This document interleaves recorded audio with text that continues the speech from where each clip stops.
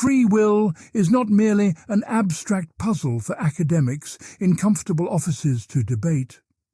It touches everything: law, morality, relationships, self-understanding, and the structure of human societies. When a court sentences a criminal, it presupposes that person could have chosen otherwise. When you feel pride or shame, you assume your actions originated within your own deliberation. These assumptions underpin civilization itself, yet philosophy and science have relentlessly questioned their foundations. The debate over free will is therefore not optional intellectual entertainment, but an investigation into reality itself. The problem has three major contenders that have persisted across centuries with remarkable stability. Hard determinists claim every event, including every human thought and action, follows inevitably from prior causes. Libertarians insist that genuine free will exists and requires that determinism be false at crucial junctures. Compatibilists argue that free will and determinism can coexist once we properly understand what freedom actually means. Each position carries profound implications for how we understand ourselves, punish wrongdoers, and organize society. Each has been defended by brilliant minds and attacked with equally powerful arguments over millennia. We will examine the hidden assumptions that each position smuggles in, often without acknowledgement. We will see how physics, biology and psychology have transformed the battlefield without settling the war. The goal is not to hand you a conclusion, but to give you the intellectual tools to grasp what is truly at stake. Part 1. The problem stated: why free will seems both obvious and impossible. Before examining solutions, we must understand why the problem of free will has proven so stubbornly difficult. The difficulty arises from a collision between two powerful intuitions that seem individually compelling but jointly impossible. The first intuition is phenomenological.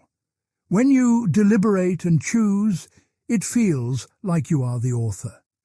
You weigh options, consider consequences, and then decide, and this process seems genuinely open until you commit. This feeling of authorship is so powerful that denying it seems almost like denying your own existence. Even philosophers who intellectually reject free will continue to deliberate as if their choices matter.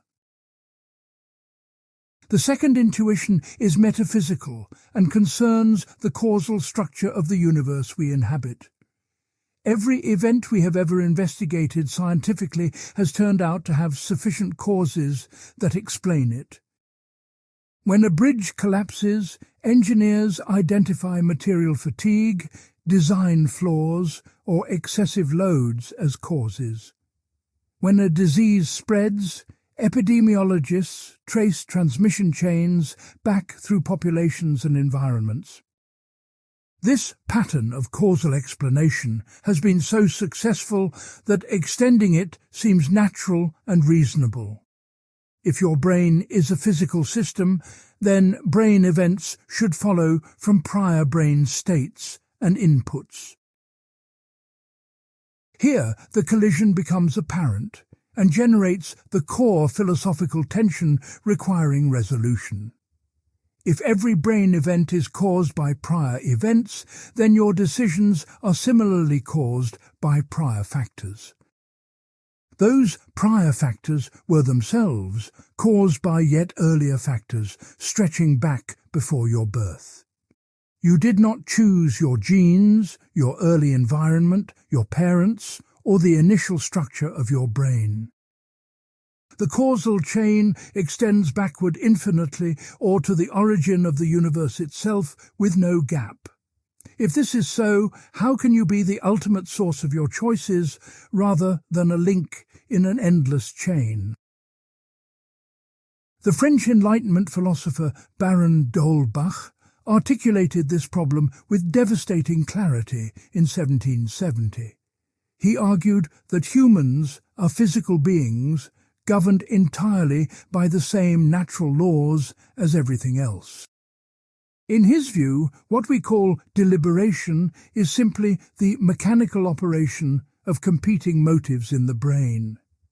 The strongest motive always wins, just as the heaviest weight always tips a balance scale downward. We feel free because the causal mechanisms operating on us are hidden from our introspective awareness. The complexity of the brain creates an illusion of openness that a simpler mechanism would not produce. D'Holbach used a striking comparison. A man who throws himself from a window acts under internal necessity. His action differs from being pushed only in that the determining cause originates within his own psychology. But that internal cause was itself produced by prior causes entirely beyond his control or choosing. Pride, despair, or desire for glory are invisible chains binding him as firmly as physical restraints would. This argument that internal causation is still causation became foundational for later hard determinism. It exposed that locating the cause inside the agent does not by itself establish genuine freedom. The hard determinist position makes a crucial logical move that must be understood precisely to evaluate it. It defines a free action as one that is not caused in any way by anything whatsoever. Given this definition, the argument follows necessarily. Every action has causes, so no action is free. But here lies a hidden assumption that many philosophers have challenged as question-begging and unfair. Why should we accept that genuine freedom requires the complete absence of all causation whatsoever? This definition might capture one concept of freedom, but it may not be the concept that actually matters. Consider what a genuinely uncaused action would look like if we take the hard determinist definition seriously. It would be an action arising from nothing, connected to no reasons, values, or character traits at all. Such an action would be random in the deepest sense, like a quantum fluctuation in empty space. But random actions are not what we mean when we talk about freedom and moral responsibility, typically. We want our actions to flow from our deliberation, to reflect who we are as reasoning persons. An uncaused action would be disconnected from the self rather than an expression of genuine agency. This observation reveals a fundamental problem lurking within the free will debate since ancient times. Both determinism and indeterminism seem threatening to the kind of control we care about possessing. If our actions are determined, we seem to be mere conduits for causal chains originating outside us. If our actions are undetermined, we seem to be at the mercy of random events beyond our control. Neither option appears to give us what we intuitively want: authorship combined with genuine rationality. This is sometimes called the dilemma of determinism, and it frames the entire subsequent debate precisely. The dilemma suggests that perhaps our ordinary concept of free will is internally incoherent and confused. We might want something that is logically impossible: causation by reasons without determination by causes. Some philosophers have concluded exactly this and argued we should abandon the concept entirely as myth. Others have argued that one horn of the dilemma is less threatening than it appears on first examination. Still others have proposed that the dilemma rests on confused assumptions that dissolve under careful analysis. Adjudicating between these responses requires examining the actual arguments in considerable depth and detail. The stakes of this investigation extend far beyond academic philosophy into practical life and social institutions. Criminal law in most societies presupposes that offenders could have chosen to act differently than they did. We distinguish between intentional crimes and accidents precisely because intent implies a kind of control. If hard determinism is correct, this distinction might rest on an illusion with no basis in reality.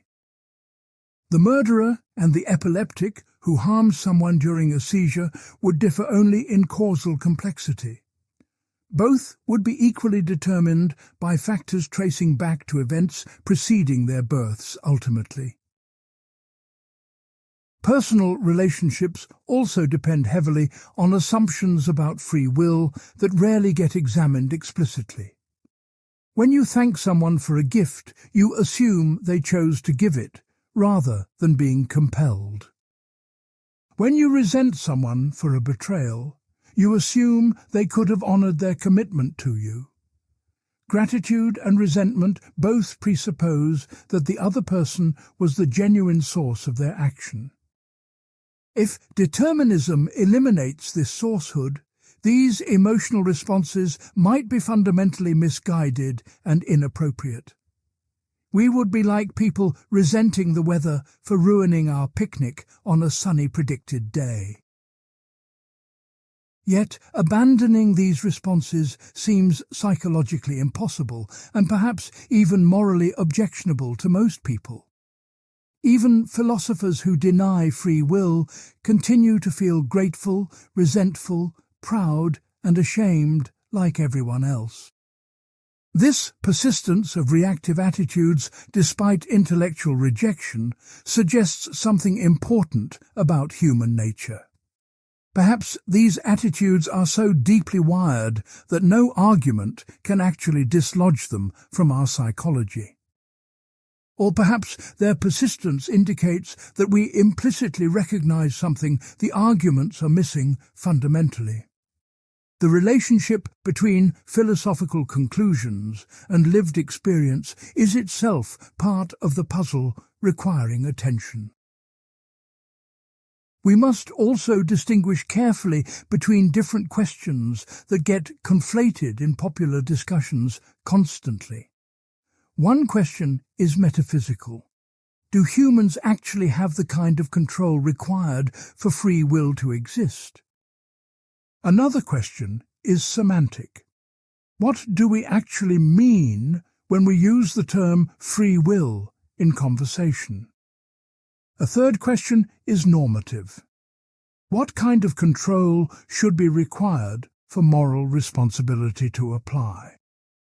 These questions are related but distinct, and answering one does not automatically answer the others clearly.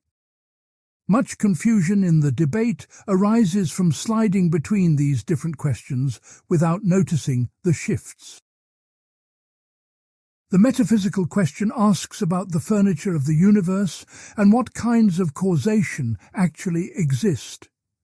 It asks whether the physical world is deterministic, indeterministic, or some complex mixture of both patterns. It asks whether minds or selves can be causes in ways that differ from ordinary physical causation fundamentally. These are empirical questions in part, dependent on what physics and neuroscience eventually discover about reality. But they also have conceptual dimensions concerning what would even count as an answer to the questions. Clarity about the metaphysics requires both empirical investigation and careful philosophical analysis working together. The semantic question asks about our actual linguistic practices and the concepts embedded within our language. When ordinary people say someone acted freely, what conditions must be satisfied for this statement to apply? Philosophers have proposed many different analyses, and empirical research has investigated folk intuitions directly. Interestingly, studies suggest that ordinary people are neither pure compatibilists nor pure incompatibilists consistently. Their judgments about freedom shift depending on context, emotional engagement, and how scenarios are framed exactly. This variability suggests our ordinary concept might be messy rather than tracking a single coherent property. The normative question asks what we should care about when assigning praise, blame, and moral responsibility. Even if our ordinary concept is confused, we might construct a better concept for practical purposes going forward. Perhaps what matters morally is not some metaphysical property, but whether holding people responsible produces good outcomes. Or perhaps what matters is whether the agent's action express their values and character authentically enough. Different normative theories will emphasize different features as the ones that truly matter for responsibility. The normative question cannot be settled by metaphysics alone, but requires ethical argument about what we should care about. With this framework in place, we can now examine the major positions in the debate with clarity. We will see that each position offers genuine insights while also facing serious objections requiring response. The hard determinist correctly identifies the power of causal explanation and its apparent universality in nature. The libertarian correctly identifies the phenomenology of deliberation and our sense of genuine openness in choosing. The compatibilist correctly identifies that our practices might not require what the other positions assume they do. Understanding the debate requires holding all these insights in mind while tracking where each position goes wrong. Part 2. Ancient Origins, the First Systematic Confrontation. The free will problem did not emerge from nowhere but arose from specific intellectual conditions in ancient Greece. Before philosophy, humans attributed events to the will of gods, fate, or inscrutable cosmic forces beyond understanding. The pre-Socratic philosophers began explaining natural events through impersonal causes rather than divine intentions. This shift toward naturalistic explanation eventually turned back on human beings themselves as objects of inquiry. If lightning results from natural causes rather than Zeus's anger, what about human decisions and actions? The seeds of the free will problem were planted when humans began applying causal thinking to themselves. Democritus, born around 460 BCE, developed the first comprehensive atomist physics in the Western tradition. He proposed that everything consists of tiny, indivisible particles moving through empty void according to necessity. These atoms have only size, shape, and motion as their properties, and they combine mechanically. All apparent qualities like color, taste, and sound are merely conventions produced by atomic arrangements in observers.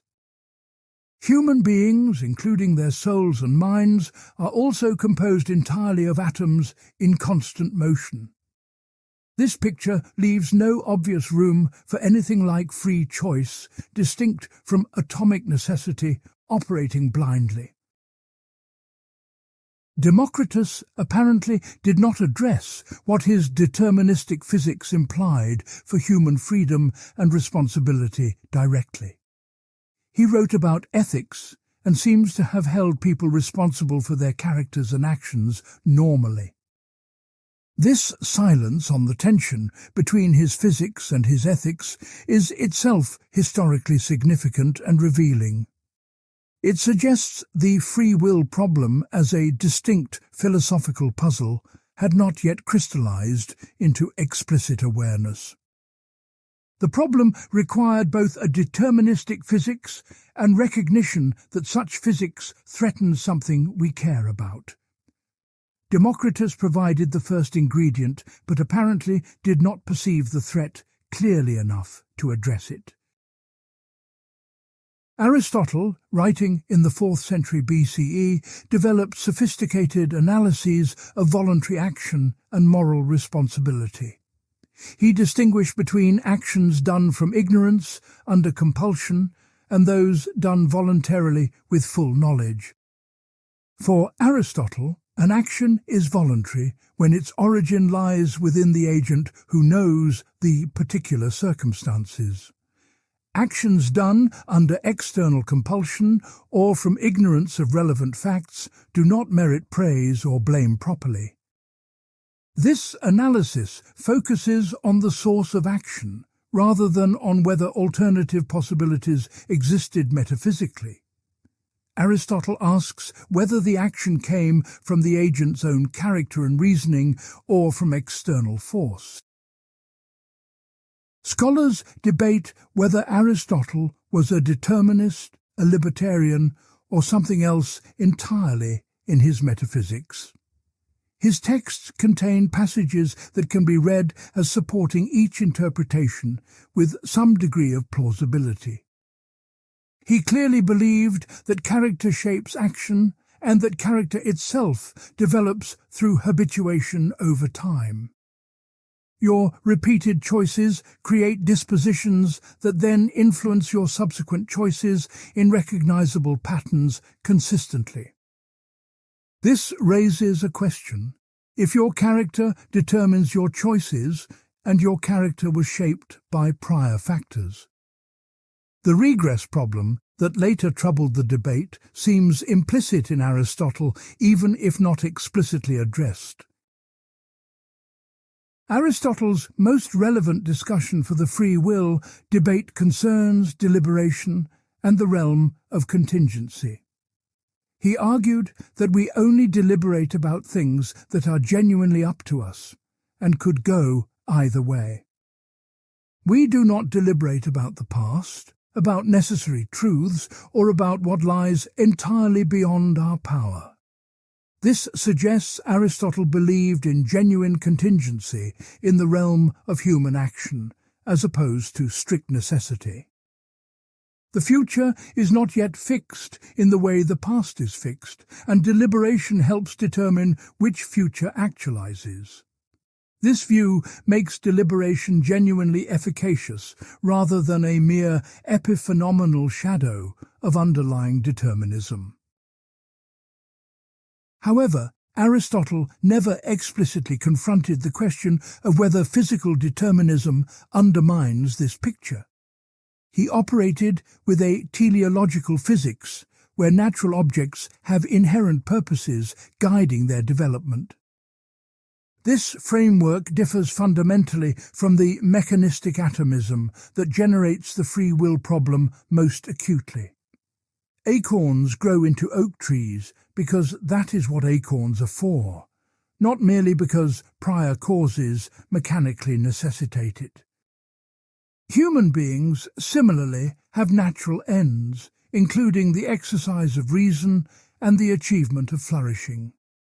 Within this teleological framework, human choice appears as the natural expression of rational nature rather than a puzzle. The first philosopher to explicitly recognize and address the free will problem was likely Epicurus around 300 BCE. Epicurus inherited Democritian atomism, but modified it in ways designed specifically to preserve human freedom. He accepted that everything consists of atoms moving through void, but he rejected strict determinism about their motion. According to Epicurus, atoms occasionally swerve unpredictably from their otherwise determined downward paths through space. This swerve, called the clinamen in Latin sources, occurs at no fixed time or place and cannot be predicted. Epicurus introduced indeterminism into physics specifically to create room for human freedom within a materialist framework. Our knowledge of Epicurus's theory comes largely from the Roman poet Lucretius, writing 3 centuries later. Lucretius explains that without the swerve, atoms would fall like raindrops through infinite void without ever colliding. The swerve explains both how atoms first came to interact and how human freedom is possible at all. If atomic motion were entirely necessitated by prior causes, we would be slaves to an unbreakable causal chain. Lucretius writes that the swerve breaks the bonds of fate and allows something genuinely new to originate within us. This makes Epicurus the first philosopher to explicitly propose indeterminism as a solution to the free will problem. However, critics since antiquity have identified a fundamental difficulty with the Epicurean solution to the problem. Random swerves do not seem to give us the kind of control we actually want when we talk about freedom. If my decision results from an unpredictable atomic deviation, how is that my doing in any meaningful sense? The swerve happens to me rather than being something I initiate, direct, or control through my reasoning. Trading determinism for randomness seems like trading one threat to freedom for an equally serious, different threat. This objection, now called the luck objection, has haunted libertarian theories from Epicurus to the present day. Epicurus may have had a more sophisticated view than this objection assumes, though the evidence is fragmentary. Some scholars argue the swerve was not meant to occur at the moment of each individual decision directly. Instead, it may have broken the causal chain at some earlier point, allowing character development to be undetermined. Once your character exists as the kind of thing it is, your choices flow from it in understandable ways. The swerve ensures your character was not strictly necessitated by factors preceding your existence entirely. This interpretation makes Epicurus's view more subtle than a crude appeal to randomness at each choice point. Other scholars argue that Epicurus believed the mind operates at a different level than mere atomic motion. The soul for Epicurus consists of especially fine atoms capable of rapid motion and complex organization patterns. Perhaps the organized activity of soul atoms produces emergent properties not reducible to individual atomic behavior. On this reading, the swerve creates the conditions for freedom, but does not constitute freedom by itself directly. Freedom emerges from the organized rational activity of the mind, which the swerve makes possible but does not replace. This interpretation aligns Epicurus with later emergentist approaches to free will in some interesting respects. The Stoic philosophers, particularly Chrysippus in the 3rd century BCE, took a radically different approach to the problem. They accepted determinism completely. Everything that happens was fated to happen by the rational order of the cosmos. The Stoics identified God with nature itself, a rational principle pervading and organizing all things providentially. Every event follows necessarily from prior causes according to an unbreakable chain stretching throughout all time. This makes the Stoics among the first explicit and thoroughgoing determinists in the history of Western philosophy. Yet, remarkably, they also insisted that human beings are responsible for their actions and can act freely. This combination of views makes Chrysippus arguably the first explicit compatibilist in the philosophical tradition. He argued that determinism and moral responsibility are compatible once we understand both concepts properly and carefully. The key move involves distinguishing between different kinds of causes that contribute to producing an action. Chrysippus distinguished external causes that merely trigger a response from internal causes that determine its character. A cylinder and a cone both roll when pushed, but they roll differently because of their internal natures. The external push is necessary, but not sufficient. The internal nature determines the specific response produced. Applied to human action, this means external circumstances provide occasions for response, but do not determine it fully. What determines the specific response is your internal character, your values, your patterns of reasoning and judgment. The same circumstance will produce different responses in people with different characters and different training. Chrysippus argued that this is enough for responsibility. Your action flows from your nature, even if that nature is determined.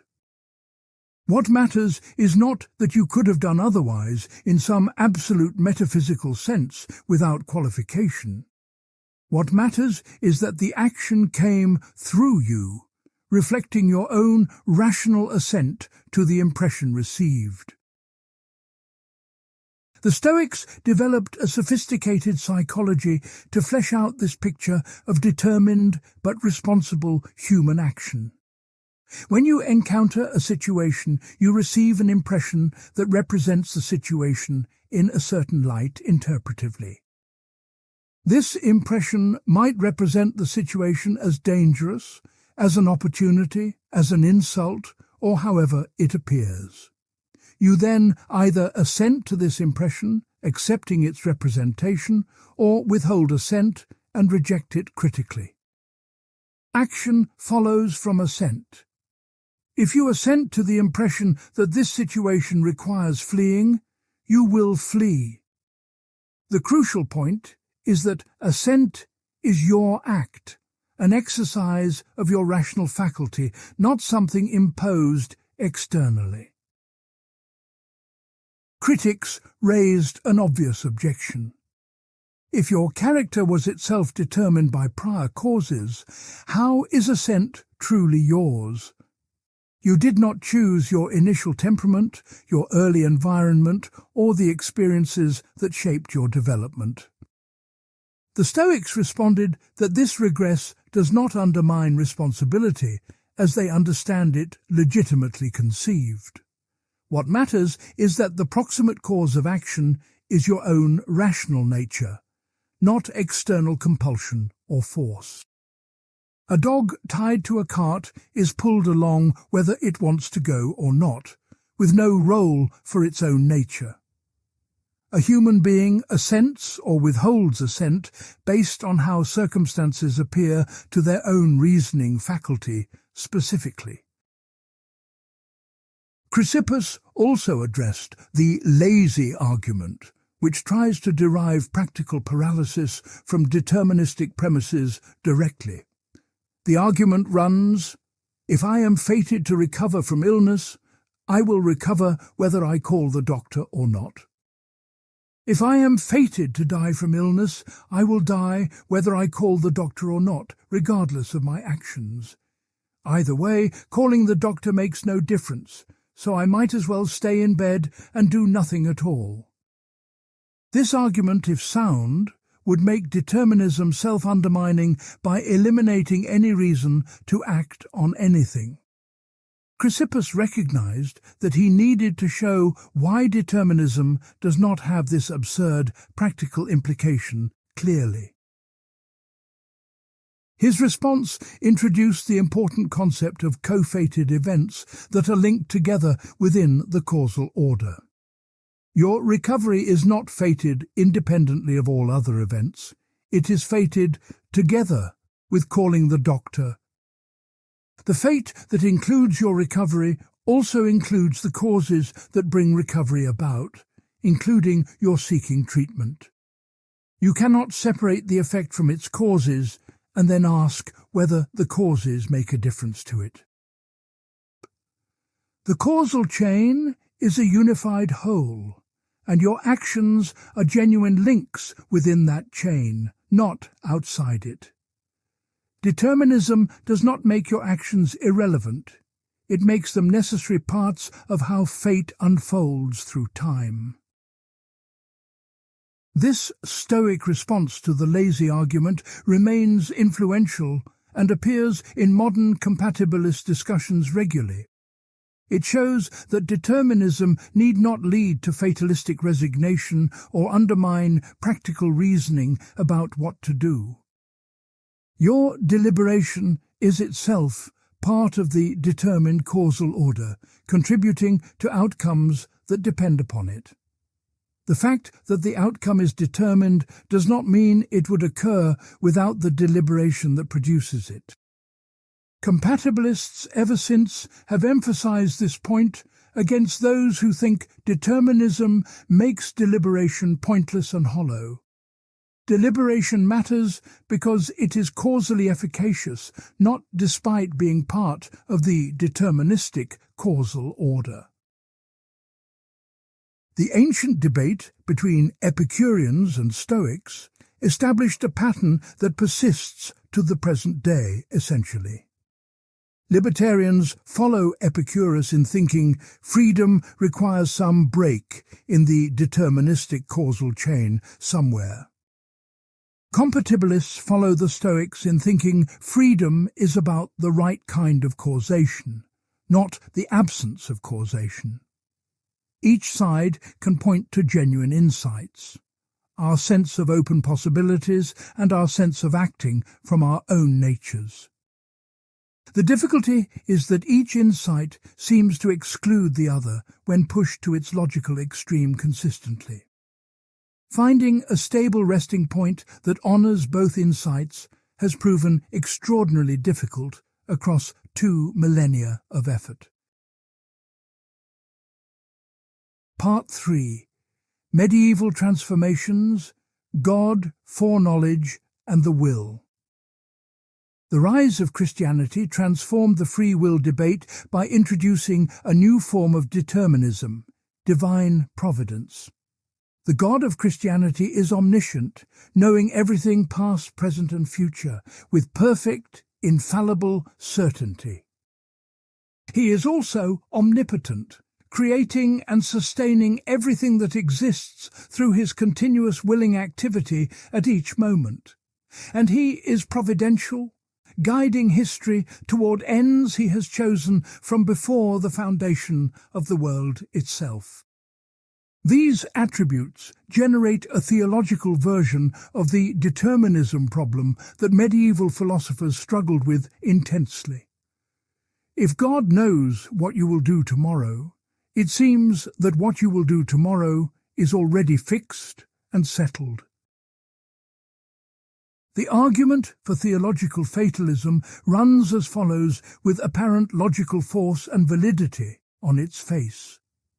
Suppose God knew yesterday that you would eat an apple today at noon with complete infallible certainty of knowledge. Since God's knowledge is infallible, it is impossible that you will not eat an apple today at noon as known. What is impossible cannot happen. Therefore, eating the apple at noon is necessary, not contingent or up to you. You have no genuine choice in the matter because the outcome was fixed by God's prior knowledge eternally. This argument seems to establish that divine omniscience eliminates human freedom regardless of physical determinism entirely. Augustine of Hippo, writing in the 4th and 5th centuries, was the central figure bridging ancient and medieval philosophy. He grappled with free will throughout his career, and his views evolved significantly over time toward stricter predestination. In his early work on free choice of the will, Augustine defended human freedom as the source of moral evil. God created humans with free will, and humans misused that freedom to turn away from God toward lesser goods. This free choice is the origin of sin. God is not responsible for evil because humans chose it themselves willingly. Free will is therefore theodicy. It explains how evil exists in a world created by a perfectly good, omnipotent God. Augustine understood the will as a self-determining power not necessitated by any external factors in its core operations. When you choose, your will is the ultimate source of that choice, not anything prior that compels it inevitably. This makes the will genuinely free and makes you genuinely responsible for what you choose and do subsequently. Augustine explicitly rejected the view that psychological factors like desires or beliefs necessitate the will's choices altogether.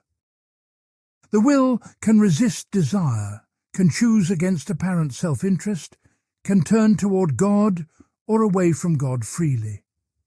This strong libertarian element in early Augustine influenced the entire subsequent tradition of Christian philosophy significantly. However, Augustine's later writings, particularly those against the Pelagian heresy, emphasized grace over free will increasingly. Pelagius taught that humans can choose to live righteously through their own natural powers without special divine assistance. Augustine found this view theologically unacceptable because it minimized the necessity of Christ's redemptive work for salvation. He responded by emphasizing human depravity. After the fall, the will is so corrupted that it cannot choose good reliably. Salvation requires God's grace, which God gives to some but not others according to his inscrutable election and predestination. This predestinarian strand in Augustine sits uneasily with his earlier libertarian defense of free will against Manichaean determinism. The tension in Augustine's thought between free will and grace generated centuries of subsequent theological controversy. If God predestines some to salvation and others to damnation, human choices seem irrelevant to eternal outcomes ultimately. Yet Augustine continued to insist that humans are responsible for their sins and deserve the punishment they receive justly. How these claims cohere is not entirely clear, and interpreters have read Augustine in different ways to resolve tensions. Some emphasize his libertarian moments, others emphasize his predestinarian moments as representing his mature, considered view finally. The ambiguity in Augustine allowed for diverse developments in medieval philosophy depending on which strand was emphasized. Boethius, writing in the early 6th century, offered an influential solution to the problem of divine foreknowledge and freedom.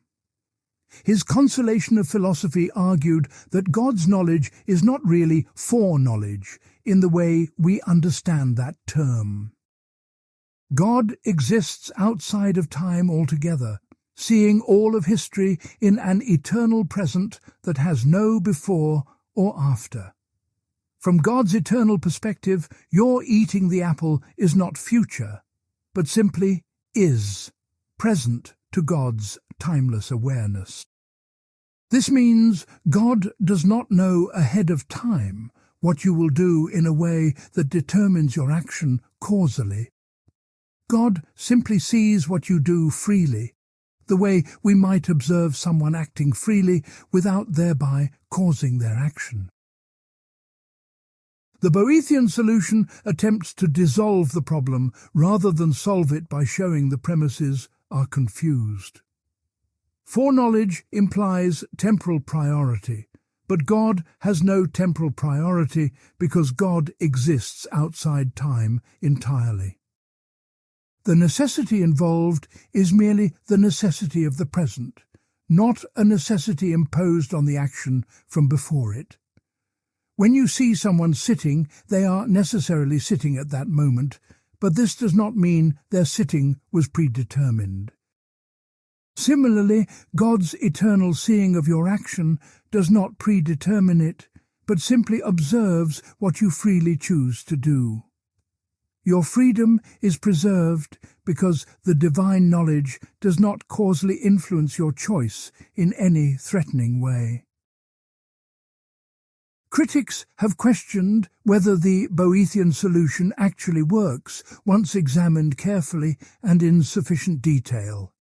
Even if God's knowledge is not temporally prior, it seems that the content of that knowledge is fixed eternally somehow.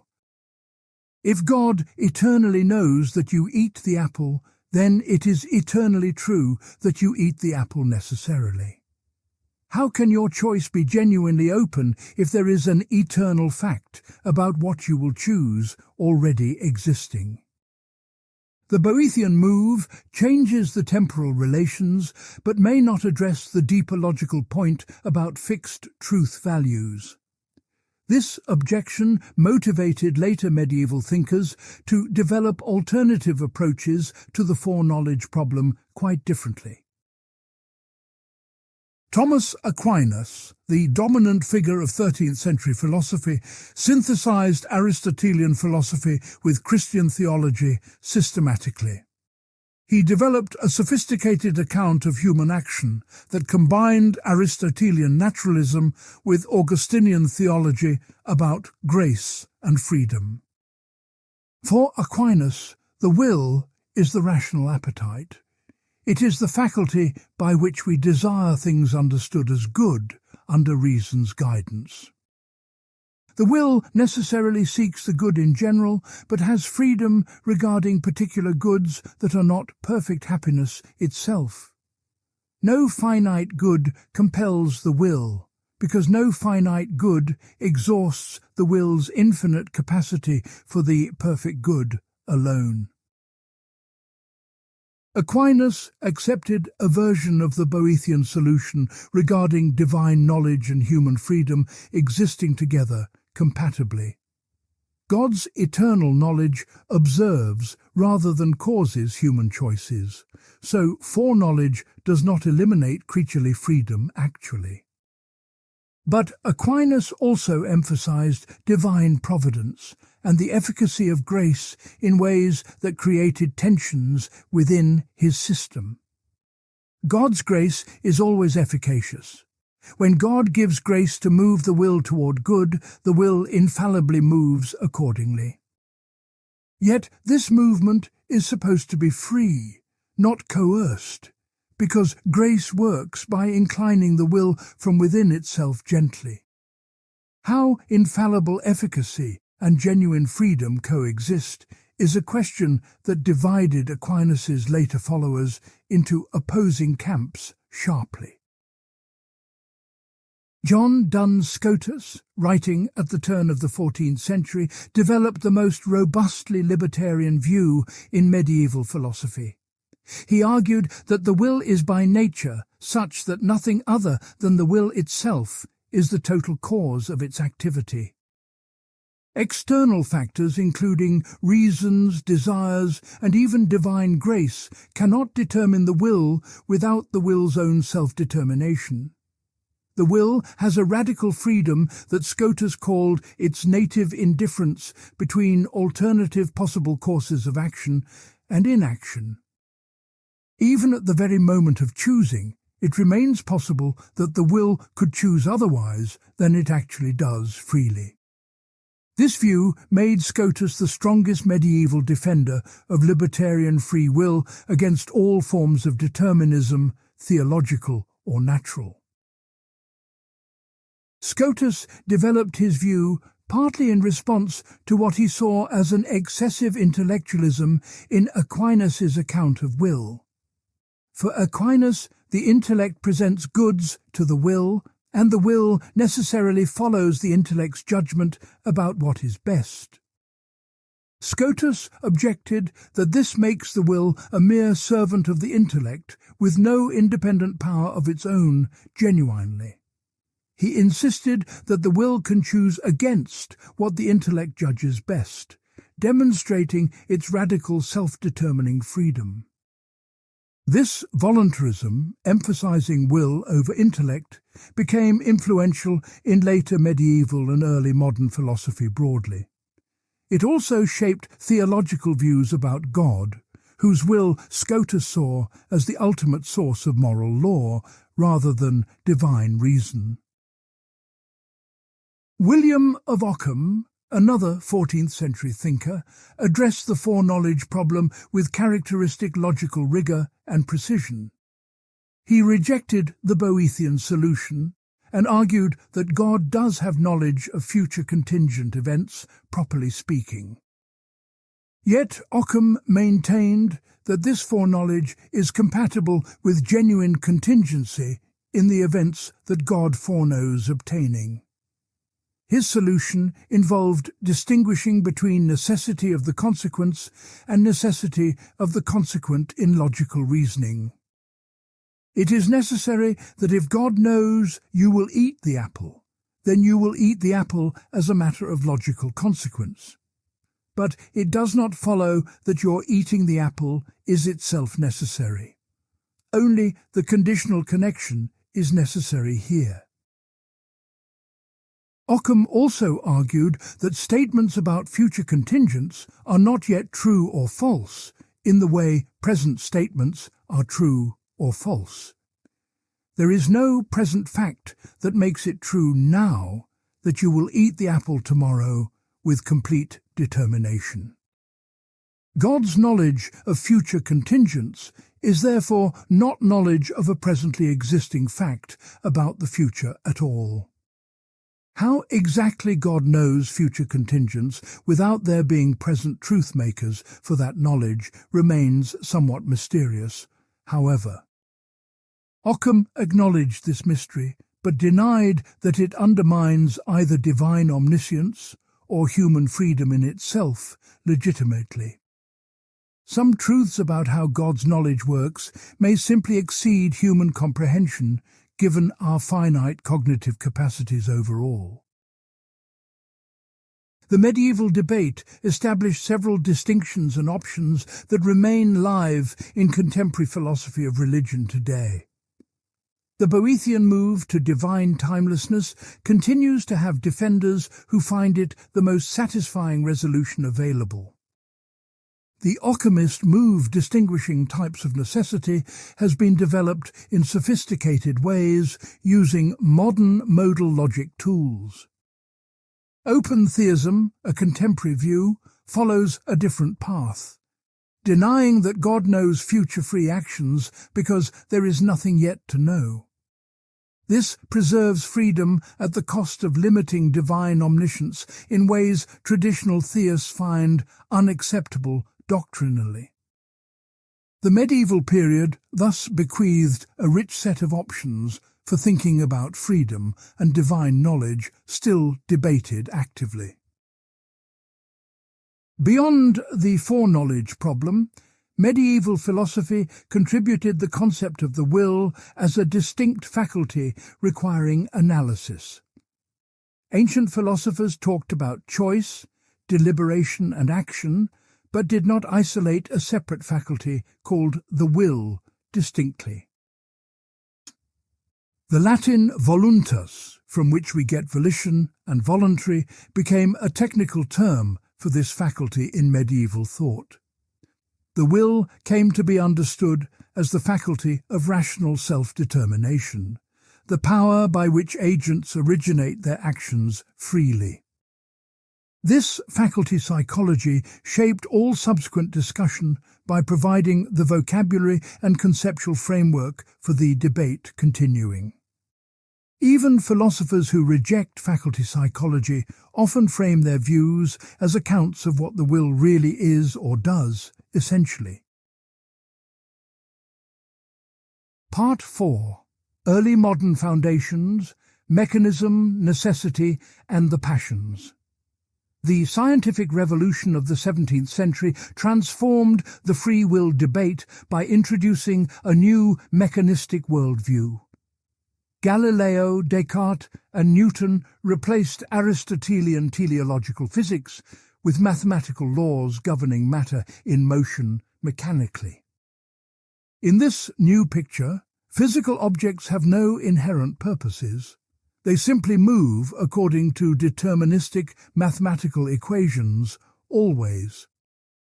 The universe became a vast machine operating according to fixed laws, discoverable through observation and mathematical analysis precisely. This mechanistic picture raised the free will problem with new urgency. Where do humans fit in a machine universe entirely? René Descartes attempted to preserve human freedom by splitting reality into two fundamentally different substances completely. Matter, including human bodies, operates mechanically according to the laws of physics without exception or deviation whatsoever.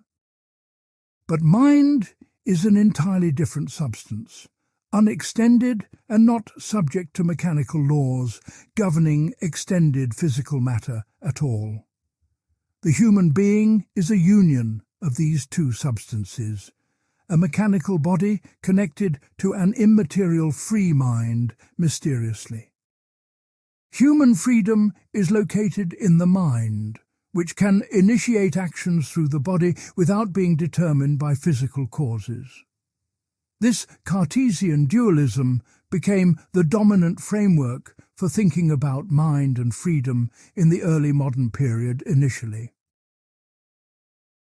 Descartes held an extremely strong view of the will's freedom, even stronger than the scholastic voluntarists before him philosophically. He declared that the will is by its nature so free that it can never be constrained by anything external to it whatsoever. Even God cannot determine the will against its own self-determination, for that would contradict the will's essential nature directly. The will is the one faculty we share with God in a kind of infinite capacity, infinite in scope, if not in power. We can will anything at all, even if we lack the power to bring about what we will in external reality effectively. This radical freedom of the will was for Descartes both a metaphysical fact and a basis for moral responsibility legitimately. However, Descartes' dualism faced the notorious interaction problem that critics immediately identified as a fundamental difficulty. If mind is unextended and matter is extended, how can they possibly causally interact with each other at all?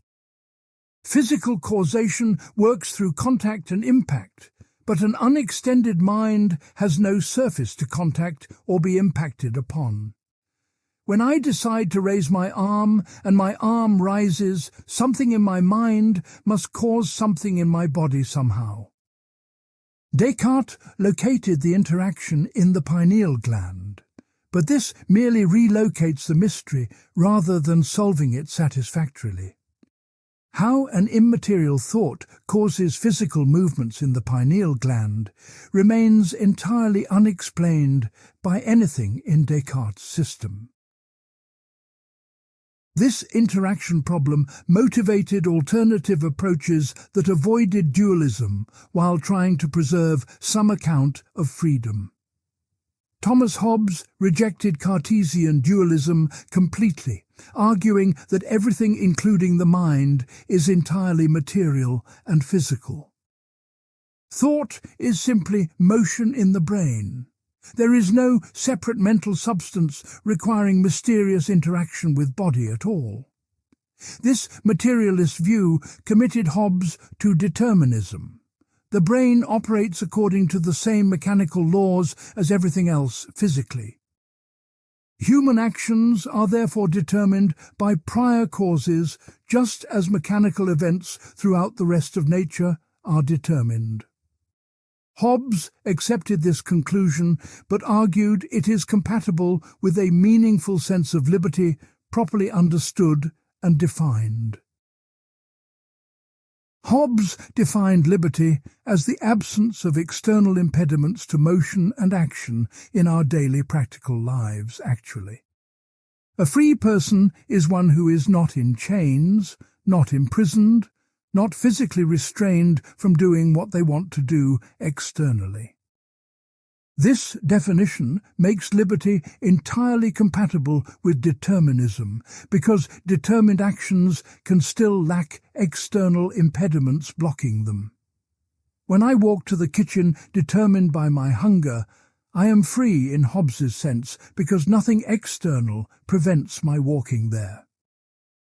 The fact that my action was causally necessitated by prior states of my brain is irrelevant to liberty as Hobbes defines it pragmatically.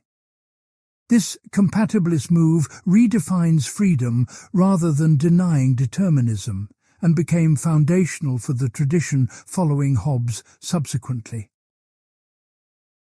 Hobbes's critics objected that his definition of liberty captures only a superficial kind of freedom that is not really what matters. What matters is not just absence of external chains, but whether our will itself is free from internal determination causally.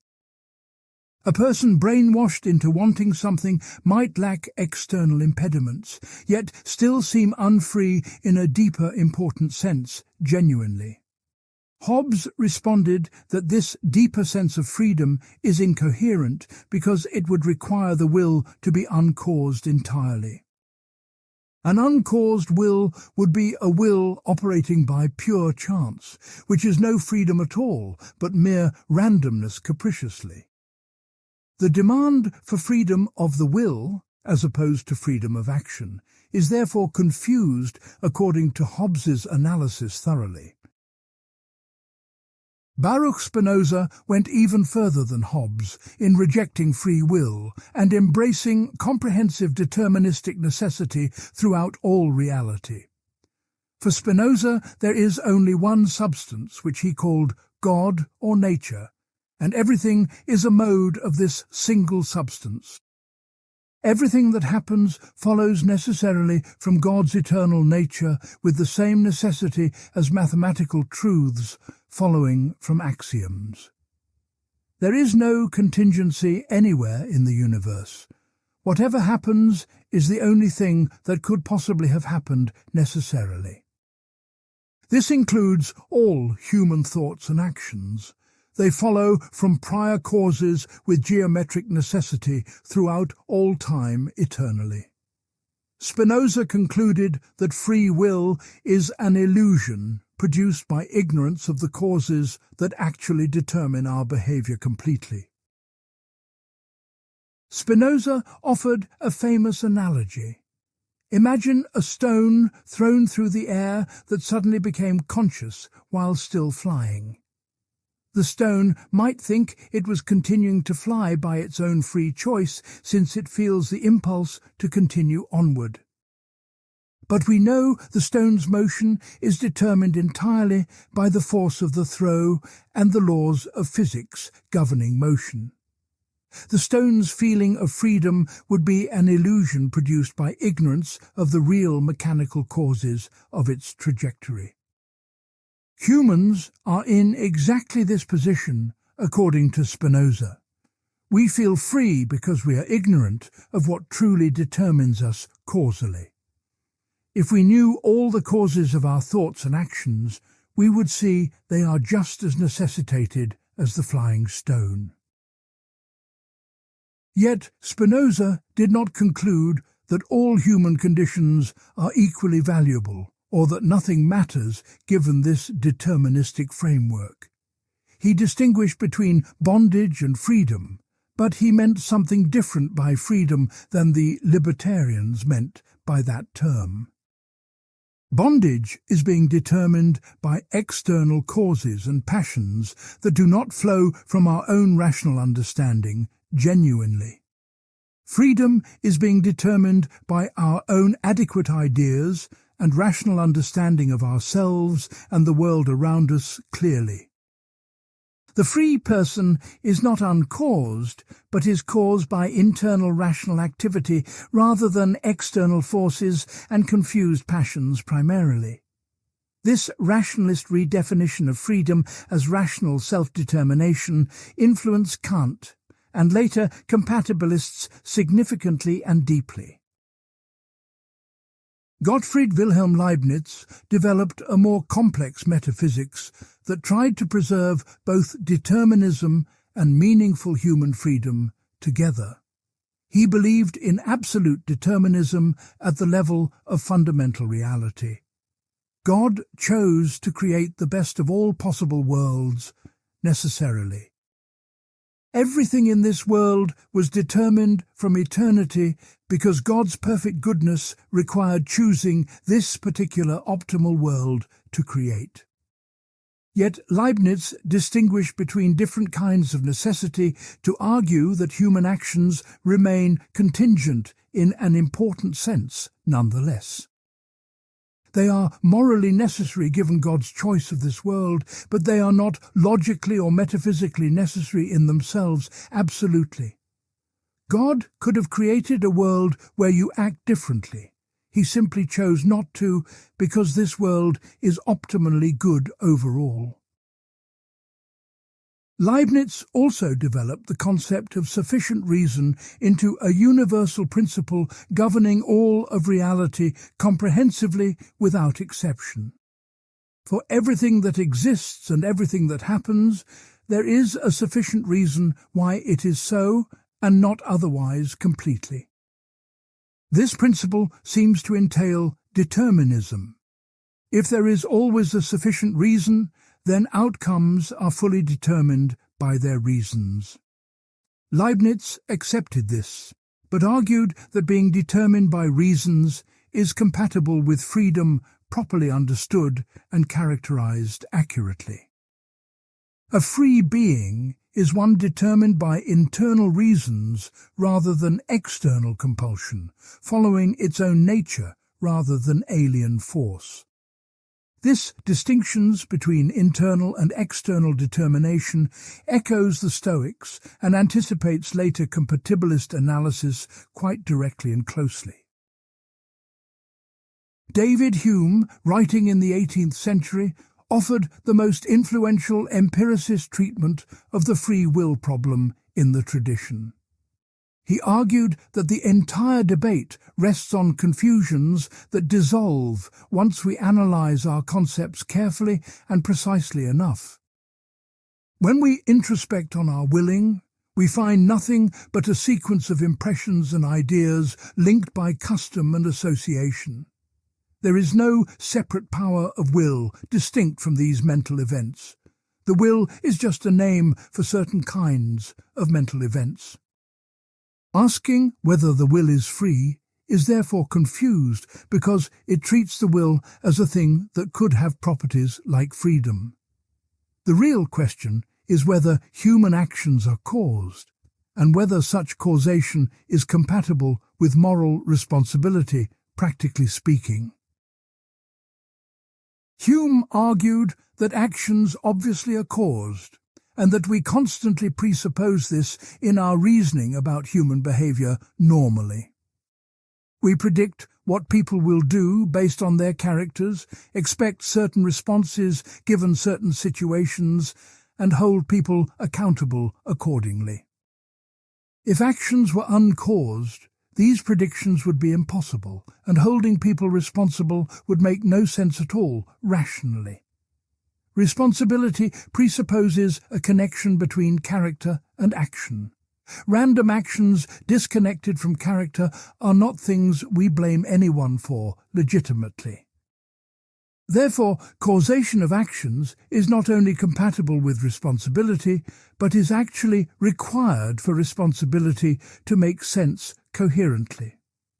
The libertarian who wants uncaused actions is undermining the very thing they are trying to protect with their theory of freedom. Hume defined liberty as the power of acting or not acting, according to the determinations of the will, without external impediment preventing action. This definition closely follows Hobbes. Liberty is about the relation between will and action, not about the will's internal states causally. If I want to walk, and nothing prevents me from walking, then I walk freely, regardless of what caused my wanting to walk. The want itself may be determined by prior causes, but this is irrelevant to whether the action proceeding from it is free legitimately. Hume thus arrived at the classical compatibilist position through conceptual analysis of what we actually mean by freedom and liberty ordinarily. He thought the free will problem was a merely verbal dispute that careful attention to meaning would dissolve completely and finally. Immanuel Kant, responding to Hume, developed a much more complex view that remains influential in contemporary debates about free will today. Kant agreed with Hume that the empirical world is deterministic. Everything we can experience is governed by causal laws necessarily. But Kant distinguished between the phenomenal world of experience and the noumenal world of things as they are in themselves fundamentally. In the noumenal realm, which we cannot experience but must postulate for morality, there may be a different kind of causality operating. Human beings, as noumenal agents, might exercise a causality of freedom not governed by the deterministic laws of nature at all. This transcendental freedom is required for morality, but lies outside the scope of theoretical knowledge derived from experience entirely. Kant's view is notoriously difficult to understand and has been interpreted in many different ways by subsequent philosophers carefully. Some read him as a libertarian who locates free will in a noumenal self outside the deterministic natural world, entirely separated. Others read him as a compatibilist who redefines freedom as autonomy, acting according to laws one gives to oneself through reason. On this reading, you are free when you act from duty rather than inclination, following the moral law rather than natural desires causally. The autonomous will is free because it determines itself through rational principles rather than being determined by heteronymous external forces passively. This conception of freedom as rational self-legislation influenced the entire subsequent German idealist tradition and much contemporary ethics broadly. The early modern period thus established the main positions that continue to structure the free will debate even today in philosophy. Hard determinism was articulated by Spinoza with uncompromising clarity and defended on scientific and metaphysical grounds comprehensively throughout. Compatibilism was developed by Hobbes and Hume into a sophisticated analysis of what freedom actually means in ordinary usage legitimately. Libertarianism was defended by Descartes and arguably by Kant, though both faced serious objections to their metaphysical frameworks entirely. The conceptual tools and argumentative strategies developed in this period remain the basic resources for contemporary philosophy on these questions broadly. Modern discussions often repeat early modern arguments with new scientific details, but the same underlying logical structure throughout completely. Part 5. Hard Determinism. Fully examined. The case against free will. Hard determinism makes two claims that jointly entail the non-existence of free will in any meaningful sense whatsoever. The first claim is that determinism is true. Every event is causally necessitated by prior events plus the laws of nature. The second claim is that determinism is incompatible with free will. If determinism is true, no one has free will actually. Given these two claims, the conclusion follows deductively. No one has free will, period, without any exceptions or qualifications at all. This position has been defended by major philosophers throughout history and has gained new scientific supporters in recent decades increasingly. We must examine the arguments for both premises carefully to evaluate whether hard determinism should be accepted or rejected ultimately. The argument for determinism draws on the stunning success of causal explanation across every domain we have investigated empirically. Physics describes matter and energy through equations that, given initial conditions, determine all subsequent states of a system exactly. Chemistry reduces to physics. Chemical reactions are determined by the properties and arrangements of atoms following quantum mechanical laws precisely. Biology increasingly reveals that organisms are biochemical machines whose functions are determined by molecular processes operating mechanically throughout completely.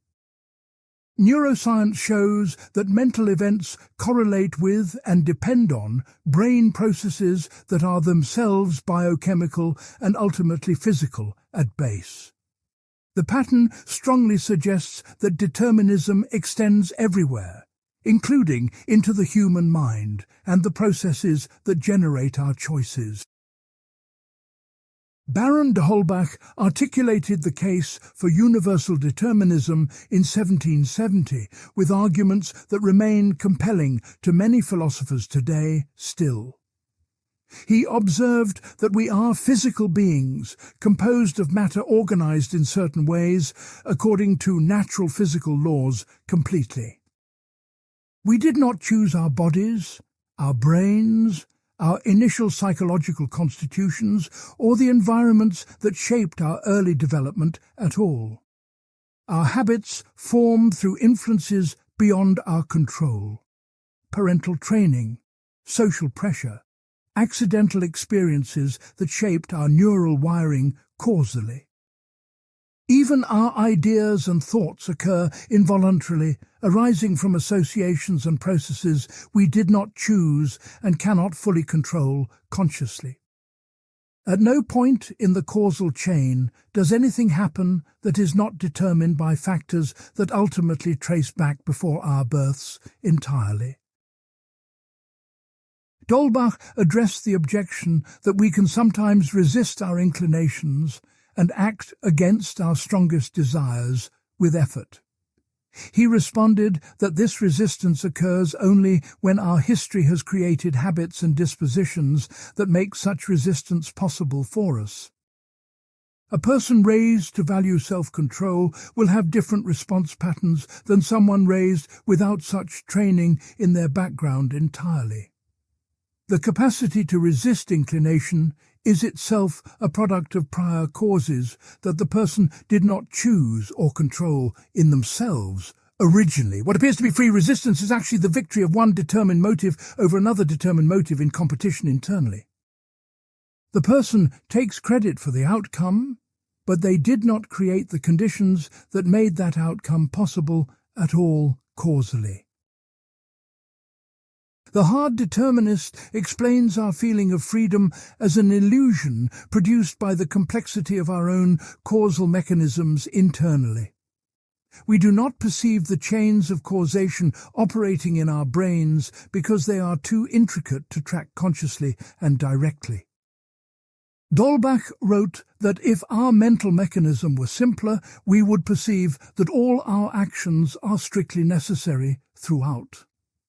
A simple machine, like a lever, reveals its causal structure immediately. we see that the output is determined by the input entirely. The brain is a vastly more complex machine whose operations are hidden from introspection, creating the subjective appearance of openness phenomenologically. But this appearance is misleading. Complexity does not create freedom any more than a complex calculator generates free mathematical operations internally. Contemporary hard determinists have added scientific support to these philosophical arguments with evidence from neuroscience and psychology. Studies in behavioral genetics suggest that personality traits, including those relevant to decision-making, have substantial heritable components measurable statistically.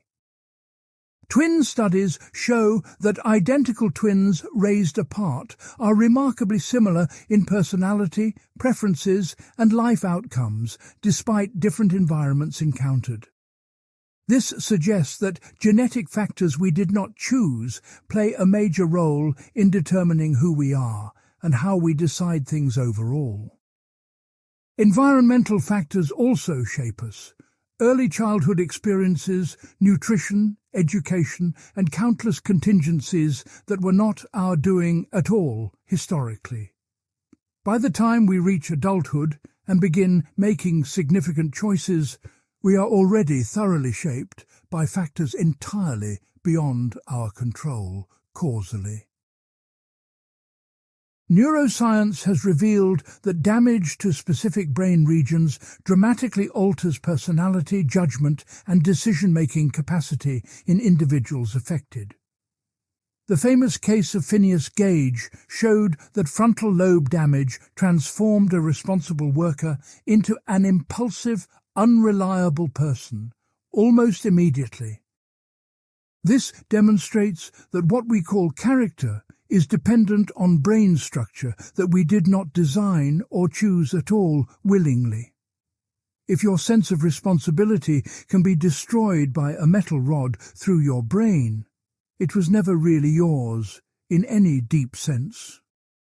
It was a product of brain organization that happened to exist, but could have been different through no choice of yours whatsoever. The self that chooses is itself a product of causes that did not involve any choosing by that self prior to its existence. Dirk Pereboom, a contemporary philosopher, has developed a sophisticated version of hard determinism he calls hard incompatibilism explicitly. He argues that free will is incompatible with both determinism and indeterminism, leaving no metaphysical room for genuine freedom existing at all. If our actions are determined, we are not the ultimate source of them, because the determining factors trace back before our existence entirely. If our actions involve indeterminism, we are not in control of them, because random events are not things we control through our agency actually. Either way, we lack the kind of ultimate authorship that libertarian free will requires for genuine moral responsibility to apply legitimately. The free will we ordinarily believe in is therefore impossible, not just false, but conceptually incoherent given any possible physical reality completely. Pereboom distinguishes his view from old-fashioned hard determinism by not relying on the truth of physical determinism being established already. Whether physics is deterministic or indeterministic remains an open question that quantum mechanics has complicated rather than resolved definitively so far. Pereboom's argument works either way. Determinism eliminates sourcehood, and indeterminism eliminates control, and there is no third option available metaphysically. This makes his position immune to developments in physics, because no physical discovery could provide the libertarian freedom we would need for responsibility, actually. The problem is not scientific, but conceptual. We have been thinking about freedom in a confused way that cannot be satisfied by reality at all. Hard incompatibilism urges us to recognize this and revise our practices accordingly to match what is actually true about human agency clearly. What are the practical implications of hard determinism if we accept that free will is indeed an illusion without any genuine basis? Hard determinists typically argue that we should reform our practices of blame and punishment away from retributive justifications toward consequentialist ones, primarily. Retribution assumes the wrongdoer deserves to suffer because they freely chose to do wrong when they could have done otherwise, instead legitimately. If no one could have done otherwise, no one deserves to suffer for their actions in this backward-looking retributive sense at all. Punishment might still be justified if it deters future wrongdoing, rehabilitates offenders, or protects society from dangerous individuals effectively going forward. But punishment as deserved suffering for moral failure is ruled out because moral failure in the relevant sense is impossible without freedom.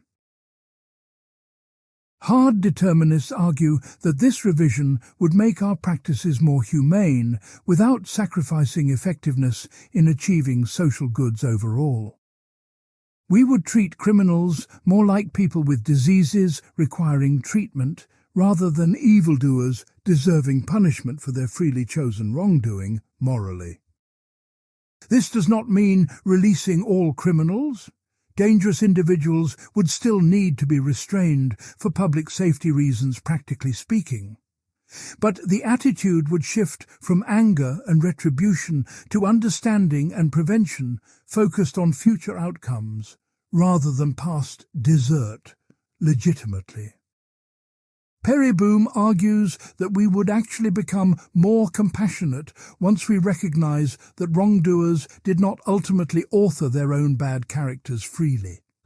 We would see them as unlucky in the causal lottery rather than as deserving moral condemnation for choices they could not have avoided making. Critics worry that hard determinism undermines morality more broadly by eliminating not just punishment, but also praise and moral achievement legitimately. If no one deserves blame for bad actions, then equally no one deserves credit for good actions or accomplishments achieved through effort and choice. The hero who risks their life to save others would be just as determined as the coward who runs away from the same situation. Neither chose their character in any ultimate sense. Both are products of genetic and environmental factors beyond their control entirely throughout. This seems to flatten all moral distinctions and eliminate the basis for admiration, gratitude, and moral aspiration in human life, broadly understood. Hard determinists must either accept this flattening or find a way to preserve some moral distinctions without appealing to desert and freedom directly. Some hard determinists bite this bullet and argue that we should indeed revise our attitudes toward moral achievement as well as moral failure. Gratitude and admiration would become more like appreciation for natural beauty rather than recognition of personal desert and moral achievement specifically. We admire a beautiful sunset without thinking the sunset deserves credit for being beautiful. It simply is what it is naturally and inevitably. Similarly, we might admire a courageous person without thinking they deserve credit, in a deep sense, for a character they did not create freely. This revision of our reactive attitudes is psychologically challenging, but perhaps achievable through reflection and practice, changing our habitual responses gradually. Whether this revised psychology would preserve what matters most about human relationships and moral life remains a contested question among philosophers actively debating. Other hard determinists argue that forward-looking versions of praise and blame can survive even without desert-based justifications operating backward-lookingly. Praising good actions encourages more good actions. Blaming bad actions discourages bad actions. And this is reason enough to continue these practices functionally. We do not need to believe the praised person deserves credit to believe that praising them will produce good effects socially and individually both. This consequentialist reinterpretation preserves the practices while jettisoning the metaphysical assumptions about free will and desert that typically underlie them ordinarily. Whether this reinterpretation truly preserves what matters or merely mimics it while gutting its substance is another contested question in the debate actively. The hard determinist must show that life without genuine desert and ultimate responsibility is still worth living and has moral significance remaining. Part 6. Libertarianism and Agent Causation. The Case for Radical Freedom.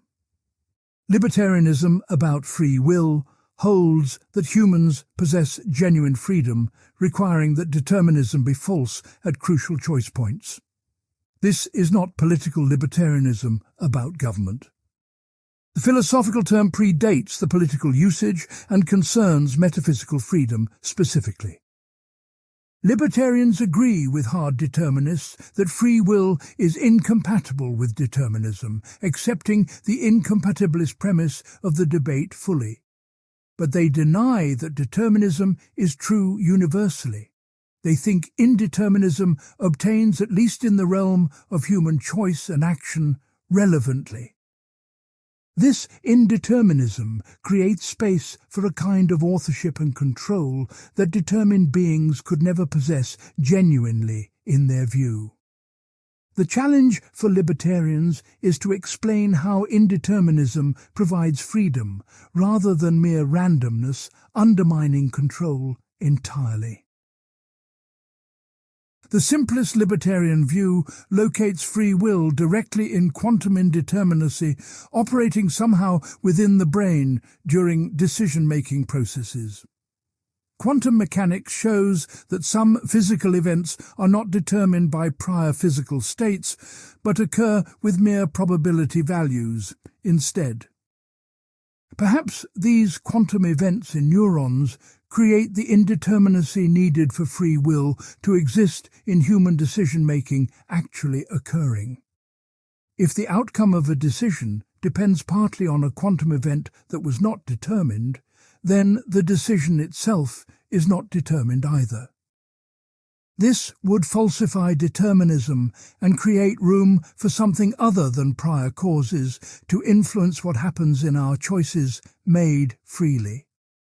The agent might somehow direct or utilize this indeterminacy to exercise genuine authorship over the outcome of their deliberation and choice. However, this simple view faces devastating objections from multiple directions, simultaneously attacking its coherence and plausibility thoroughly. First, it is unclear whether quantum effects are significant at the neural level relevant to decision-making processes occurring in the brain actually. Neurons are large enough that quantum indeterminacy typically averages out. The brain may operate deterministically at the relevant scale of description effectively.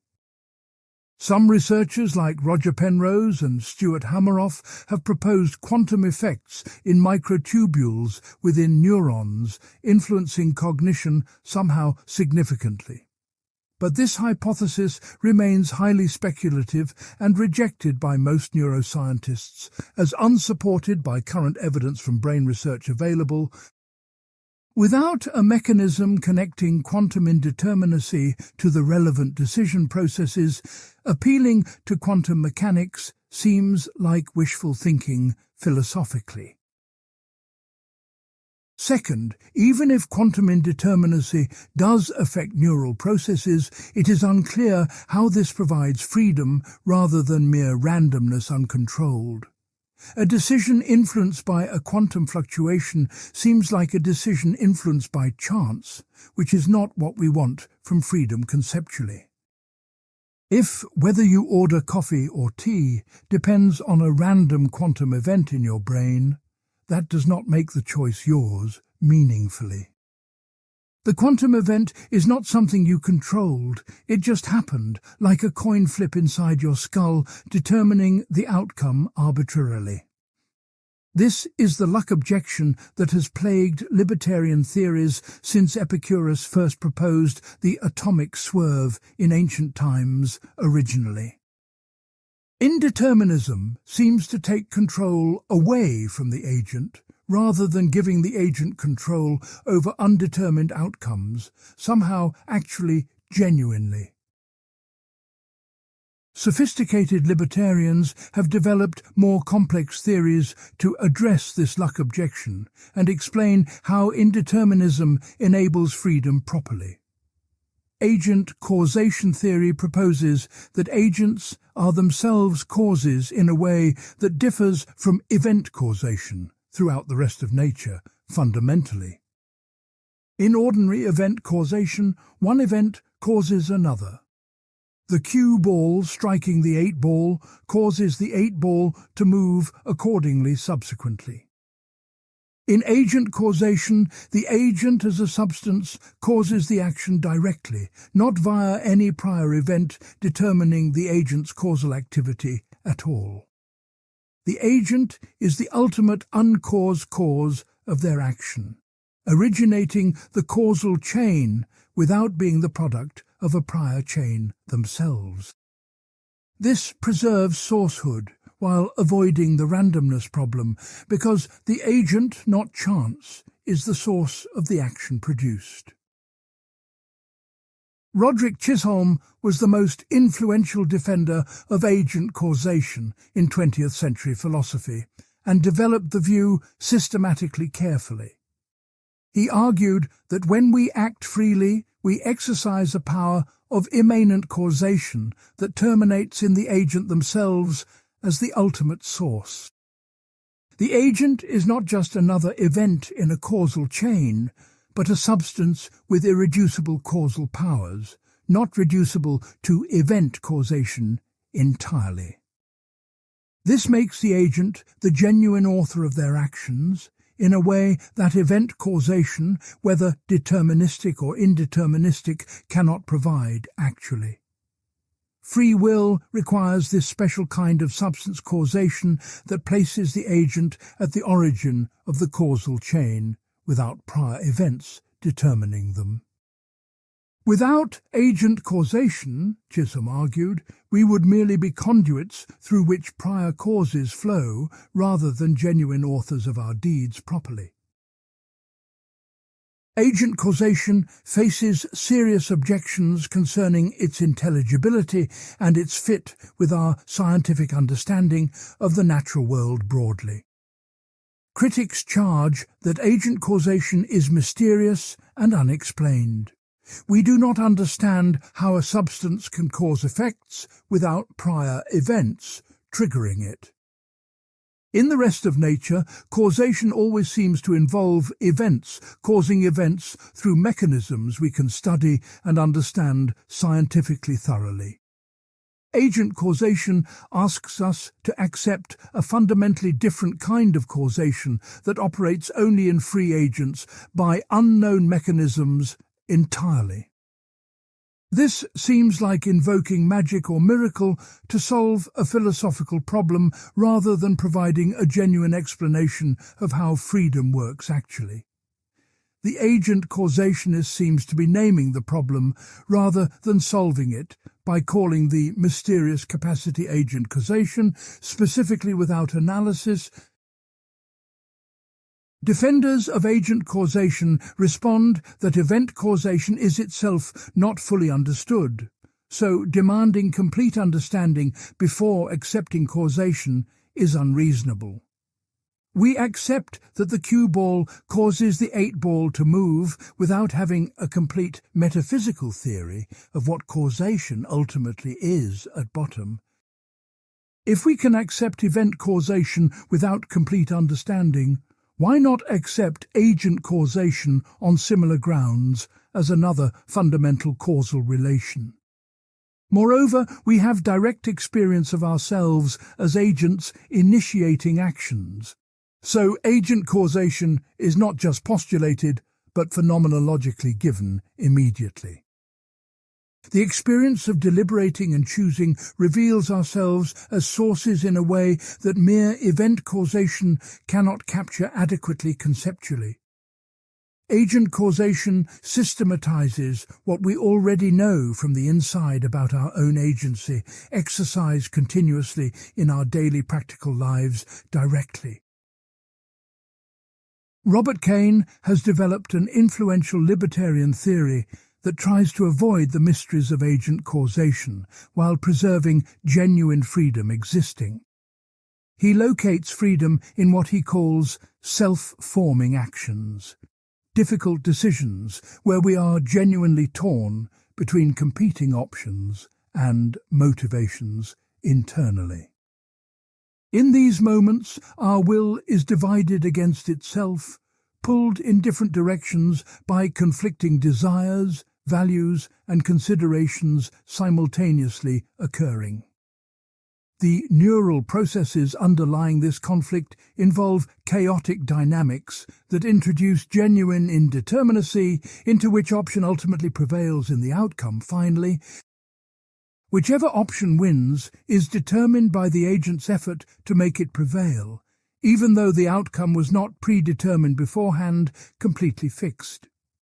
The indeterminacy does not undermine control, because the effort to choose either option was the agent's own genuine mental activity throughout entirely. Cain argues that this model explains why indeterminacy does not reduce free choices to mere luck or randomness without agent involvement. The agent is not a passive bystander watching quantum dice roll.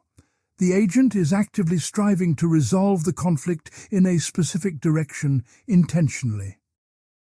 The striving itself is undetermined because the agent is simultaneously striving toward conflicting options in a genuinely torn decision situation specifically. Whichever option prevails, the agent will have brought it about through their own mental effort to make that very option succeed, purposefully determined. It is not like a coin flip because the agent is actively engaged in producing whichever outcome occurs through their deliberative activity throughout. Cain calls this plural voluntary control, the ability to bring about multiple possible outcomes through the same exercise of agency operating simultaneously, potentially. Critics have questioned whether Cain's model really solves the luck problem or merely relocates it to a different place within the theory structure. Even if the agent is striving, the outcome of the striving is determined by factors like chaotic neural dynamics beyond the agent's control, fundamentally. Why did this striving succeed rather than that one, given that the agent was striving toward both simultaneously with genuine effort exerted equally? The answer must involve some factor that tipped the balance, and that factor seems to be lucky or unlucky rather than chosen deliberately specifically. The agent winds up with one outcome rather than the other through no doing of theirs beyond the striving they did toward both options present. It seems like the agent gets credit or blame for an outcome that was partly a matter of how the neural dice fell during the striving process. Cain responds that this objection misunderstands the phenomenology and metaphysics of self-forming actions, as he characterizes them throughout his theory. In ordinary cases, we want one outcome, and might be unlucky if we fail to get it due to factors beyond our control interfering. In self-forming actions, we genuinely want both outcomes in a deep sense, because we are genuinely torn between competing values and desires simultaneously. Whichever outcome prevails, we get something we wanted and actively strove for, with genuine mental effort exerted throughout the entire process, continually. The agent who chooses to act morally against selfish temptation wanted to act morally. The agent who succumbs wanted the selfish option genuinely. Neither outcome is unlucky in the way that failing to get what you unambiguously wanted would be unlucky for a single-minded agent entirely. Whether Kane's response adequately addresses the luck objection remains debated among philosophers working on the problem actively and continuously still.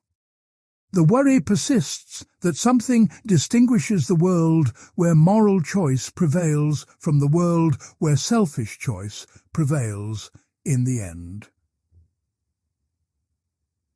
Finally, Santley. That something seems to be a factor beyond the agent's control, even if the agent was actively striving throughout the undetermined process consistently. But perhaps this worry reflects an unreasonably demanding conception of control that no finite agent could ever satisfy under any circumstances, possibly. Kane argues that we should revise our expectations about what free will requires rather than abandon free will because it cannot meet impossible standards imposed. The libertarian project is to show that meaningful freedom exists, not to show that we have absolute godlike control over every aspect of our choices. A different libertarian strategy appeals to reasons rather than causes as the explanation for free actions performed by rational agents genuinely freely. On this view, free actions are explained by the reasons for which the agent acted, not by prior causes that determined the action causally. Reasons' explanations are different from causal explanations. They rationalize the action by showing it makes sense given the agent's beliefs and desires present. An action done for a reason is not an uncaused event, but is an event whose explanation is rational rather than mechanical, causally determined throughout. The agent acts in light of the reason, rather than being pushed by the reason as if by a mechanical force operating deterministically on them. This reasons-based libertarianism tries to preserve agency without requiring mysterious agent causation or lucky quantum events somehow occurring randomly.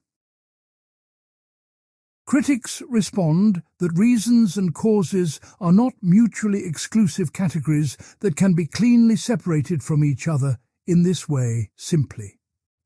Reasons can themselves be causes. The reason I went to the kitchen, my hunger, is also a cause of my going to the kitchen actually. If reasons are causes, then reasons' explanations are also causal explanations, and the distinction the libertarian relies on collapses entirely and immediately. The libertarian must show either that reasons are not causes or that they are a special kind of cause, exempt from deterministic laws, somehow uniquely. Neither move is easy to make convincingly, and the attempt to separate reasons from causes has seemed unsuccessful to many philosophers carefully examining it. The libertarian project remains viable to its defenders, but continues to face challenges that have not been conclusively overcome in the debate ongoing still. Part 7. Compatibilism's Architecture. Freedom within Determinism. Compatibilism holds that free will is compatible with determinism. Even if all our actions are causally determined, we can still be genuinely free. This view has been the majority position among philosophers since the 18th century and remains dominant in contemporary discussions of the topic. Compatibilists argue that libertarians and hard determinists share a confused conception of what freedom requires for moral responsibility to apply legitimately. Once we understand what freedom actually means and why it matters, we will see that determinism poses no threat to it at all, actually. The Compatibilist project is to provide an analysis of freedom that captures what we care about while being satisfiable in a deterministic universe.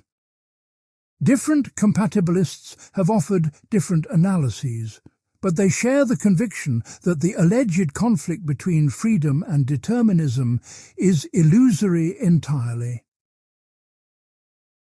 The classical compatibilist analysis, developed by Hobbes and Hume, identifies freedom with the ability to do what you want without external impediments blocking.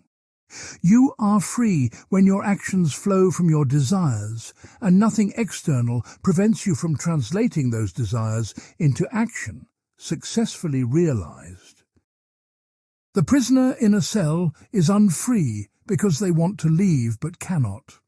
The person walking freely in the park wants to walk and does so. This analysis makes freedom entirely about the relationship between your will and your action, not about how your will came to be as it is. Whether your desires were determined by prior causes is irrelevant. What matters is whether you can satisfy them without external constraint blocking you. Determinism is compatible with this freedom because determined desires are still yours and can still be successfully translated into action freely done. Critics immediately objected that this analysis is too permissive and counts as free some people who clearly are not free in any meaningful sense at all. Consider someone who has been brainwashed to want to serve a dictator. They do what they want without external impediment blocking their service. On the classical analysis, they are free because they satisfy the only condition the analysis specifies, acting on their desires without external constraint preventing them. But intuitively, they are not free. Their desires were implanted by someone else and do not reflect their authentic self or genuine autonomy legitimately. The classical analysis ignores the source of desires and focuses only on their successful implementation in action, produced without external interference blocking it. A satisfactory compatibilist analysis must say something about which desires count as genuinely the agent's own, rather than imposed from outside against them. Frankfurt developed an influential response to this problem through his hierarchical theory of freedom of the will and personhood specifically. He distinguished between first-order desires, which are desires for things, and second-order desires, which are desires about one's first-order desires properly identified. I might have a first-order desire to smoke a cigarette and a second-order desire to not want to smoke cigarettes simultaneously conflicting within me. Freedom of the will, Frankfurt argued, requires harmony between these levels, acting on desires you also want to have, as your desires genuinely yours.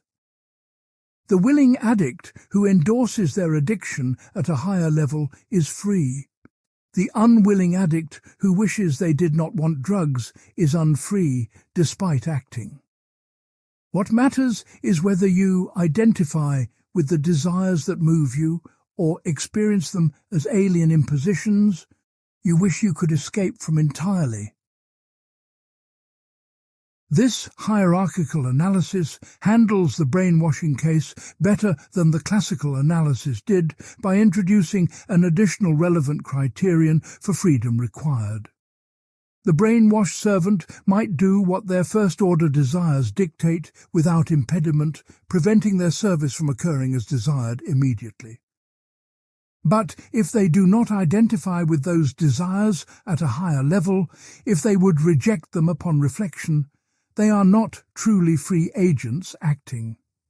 Freedom requires not just getting what you want, but wanting what you want in a reflective sense, approving of your own motivational structure overall.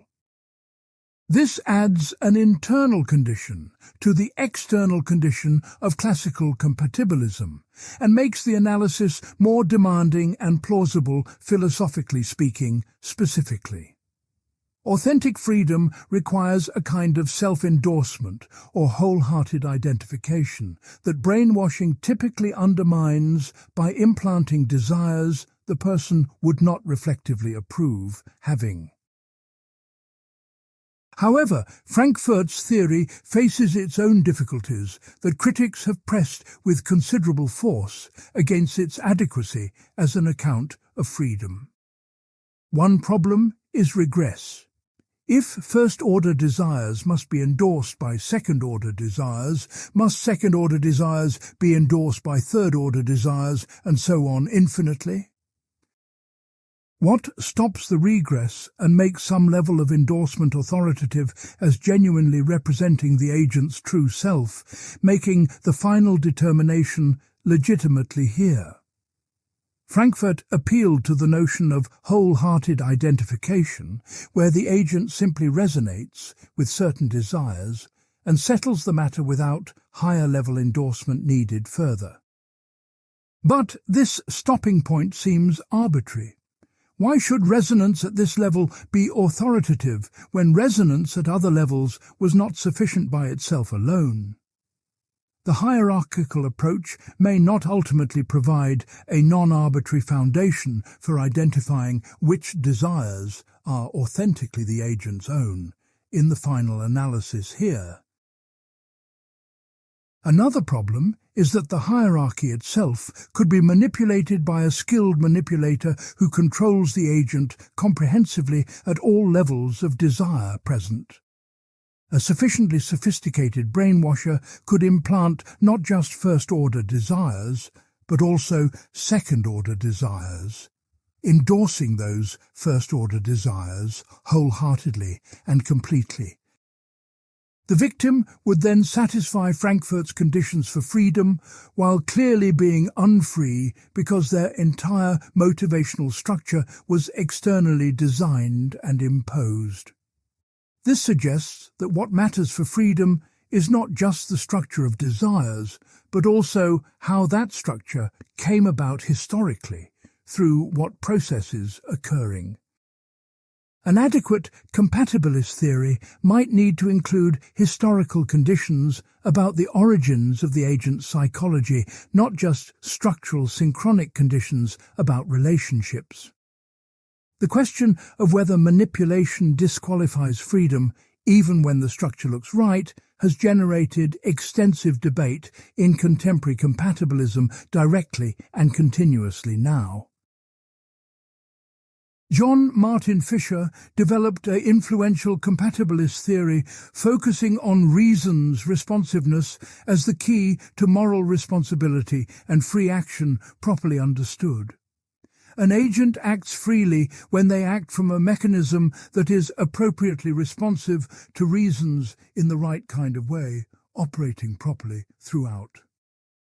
The mechanism must be able to recognize reasons for and against actions and must be capable of being moved by those reasons when they are sufficient genuinely.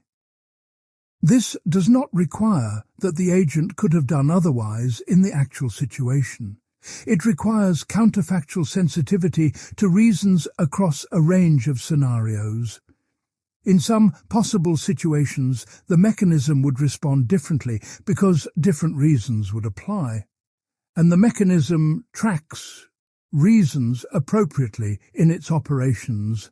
Overall, This reason's responsiveness is compatible with determinism because a determined mechanism can still be sensitive to reasons even if its actual response was determined causally. Fisher distinguishes between guidance control and regulative control as two kinds of control relevant to moral responsibility and freedom questions philosophically. Regulative control is the ability to do otherwise, to have genuine alternative possibilities open to you at the moment of choice available for selection legitimately. Guidance control is the ability to guide your behavior through your own reasons responsive mechanism, even if alternatives are not genuinely available to you actually present. Fisher argues that moral responsibility requires only guidance control, not regulative control, which makes responsibility compatible with determinism, precluding alternatives entirely from consideration. You can be responsible for an action even if you could not have done otherwise, provided the action came from your own reasons-responsive practical agency operating properly throughout. This semi-compatibilism, as Fisher calls it, holds that responsibility is compatible with determinism, regardless of whether determinism precludes alternative possibilities, metaphysically speaking. The reasons responsiveness approach handles many problem cases better than simpler compatibilist analyses did previously by invoking a richer criterion for free action. The brainwashed agent may lack reasons responsiveness if the brainwashing bypassed their rational faculties and implanted desires that do not track reasons appropriately in operation. The kleptomaniac who cannot resist stealing even when reasons clearly favor refraining lacks appropriate reasons responsiveness in that domain of action specifically and clearly.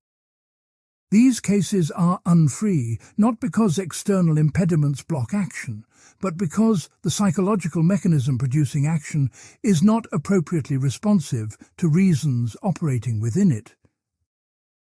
Freedom is about the quality of the psychological process, not just about the absence of external constraint or the presence of hierarchical endorsement alone merely. Fisher's theory provides resources for distinguishing free from unfree action in a way that aligns with many intuitive judgments we make about particular cases readily. Susan Wolf developed a different compatibilist theory, emphasizing the ability to recognize and respond to the true and the good as the basis for freedom. On her reason view, a free agent is one who has the ability to act in accordance with reason and to recognize what is genuinely good and true objectively. This ability is asymmetric. We want agents to be able to do right when the right course is available, but do not need them able to do wrong symmetrically. What matters is the ability to track and follow the true and good, not the ability to deviate from them when they point clearly in one direction.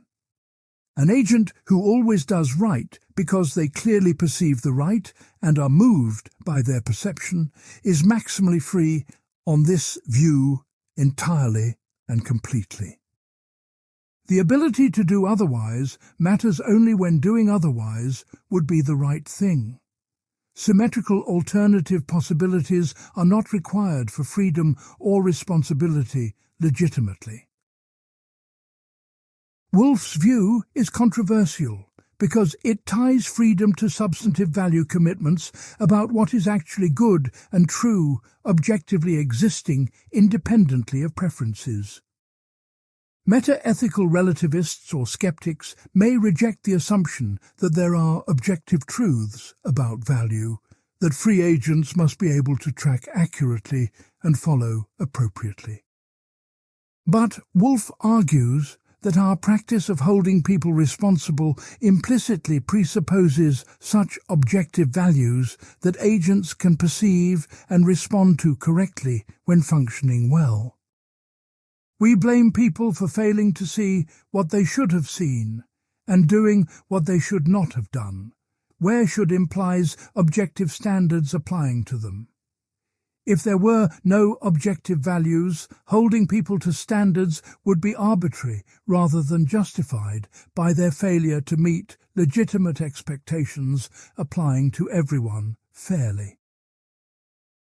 Wolff's theory thus connects the metaphysics of free will to metaethics in ways that require addressing questions about objective value existing or not existing fundamentally. A common thread in compatibilist theories is the focus on the quality of the will rather than its causal history extending backward before birth infinitely.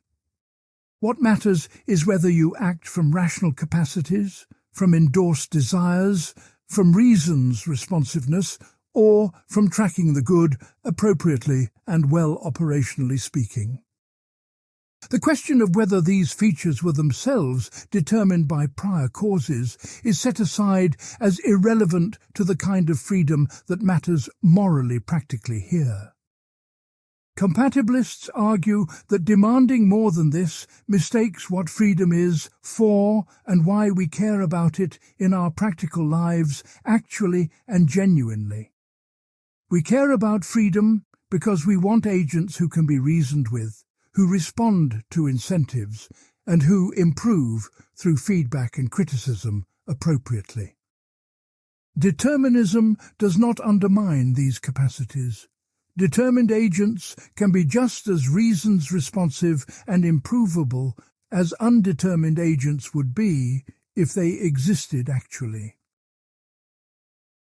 Incompatibilists respond that compatibilism changes the subject rather than solving the problem as it was originally posed and understood by most people ordinarily.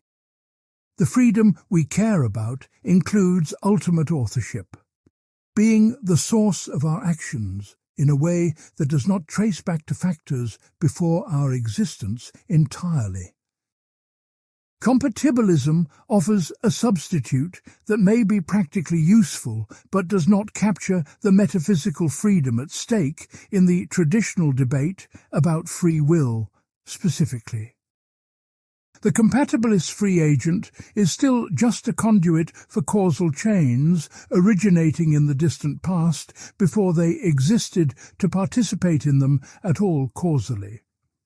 Calling such an agent free is redefining the term, rather than showing that genuine freedom exists in a deterministic universe, as claimed by the compatibilist position throughout. This dispute about whether compatibilism changes the subject or correctly identifies what matters continues as perhaps the central dispute in the free will debate today, ongoing. Part 8. Frankfurt Cases, the battle over alternative possibilities. In 1969, Harry Frankfurt published a paper that transformed the free will debate by attacking a principle nearly everyone had accepted previously. The principle of alternative possibilities states that a person is morally responsible for an action only if they could have done otherwise, genuinely, freely. This principle connects responsibility to alternative possibilities. You are only responsible if real alternatives were available to you at the time of acting actually. Frankfurt argued that this seemingly obvious principle is false, and he provided ingenious counterexamples designed to show that responsibility does not require alternatives genuinely. These Frankfurt cases have generated an enormous literature and shifted the terrain of the free will debate significantly over the subsequent decades, continuing today. Understanding them is essential to grasping the current state of the compatibilism versus incompatibilism dispute in contemporary philosophy thoroughly and completely. Frankfurt's cases involve a counterfactual intervener who ensures a particular outcome without actually intervening in the actual sequence of events as they unfold. Consider Jones, who is deliberating about whether to vote for the Democrat or the Republican in an upcoming election he plans to participate in soon. Unknown to Jones, a neuroscientist named Black has implanted a device in Jones's brain that monitors his neural activity precisely throughout deliberation entirely.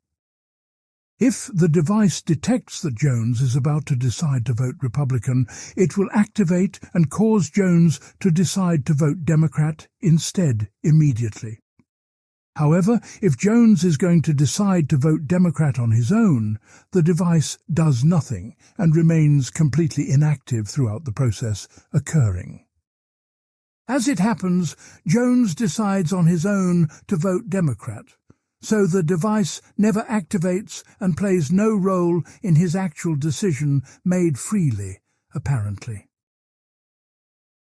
Frankfurt argues that Jones is morally responsible for his decision, even though he could not have done otherwise than vote Democrat in this scenario described. He could not have done otherwise because if he had tried to vote Republican, the device would have activated and made him vote Democrat anyway, inevitably. The device ensures that Jones will vote Democrat no matter what, eliminating alternative possibilities from the scenario completely and thoroughly without remainder left available. Yet Jones seems responsible for voting Democrat because his decision came from his own deliberation, not from the device's intervention in his psychology causally at all. The device was never triggered. Jones acted entirely on his own reasons and motives without any external manipulation occurring in the actual causal sequence producing his action. If Jones is responsible despite lacking alternatives, then the principle of alternative possibilities is false, and alternatives are not required for responsibility, after all, genuinely. The implications for the free will debate are significant and far-reaching if Frankfurt's argument succeeds in showing what it claims to establish convincingly. Incompatibilists often argue that determinism eliminates moral responsibility because it eliminates the ability to do otherwise from agents in deterministic worlds completely. If determinism is true, the agent could not have done otherwise because the laws of nature plus prior conditions necessitated exactly what happened inevitably occurring. But if responsibility does not require the ability to do otherwise, this argument against compatibilism loses its force and no longer establishes incompatibilism successfully. Compatibilists can simply accept that determined agents lack alternative possibilities, while insisting they remain responsible for what they actually do in the actual sequence. The focus shifts from whether agents could have done otherwise to whether the actual causal process producing action is of the right kind for responsibility applying appropriately. Incompatibilists have responded to Frankfurt cases with what is called the dilemma defense, which challenges the cases on logical grounds, identifying a structural problem present. The defense argues that Frankfurt cases face a dilemma depending on whether the prior sign indicating Jones's decision is deterministically connected to it or not causally linked. If the prior sign deterministically guarantees Jones's decision, then the case already presupposes determinism and begs the question against the incompatibilist position unfairly and problematically. The intuition that Jones is responsible might just reflect the compatibilist assumption being smuggled in through the deterministic connection posited between sign and decision structurally. Incompatibilists who reject responsibility under determinism will reject the intuition once they notice that determinism is built into the case from the start, foundationally throughout entirely. The case does not show that responsibility is compatible with determinism. It assumes compatibility and then elicits intuitions that reflect that assumption circularly and problematically. On the other horn of the dilemma, if the prior sign is not deterministically connected to Jones's decision, then Jones does have alternative possibilities remaining available to him actually. There would be a moment before the sign appears where Jones could still go either way, and this moment preserves the alternative possibilities incompatibilists require for responsibility existing.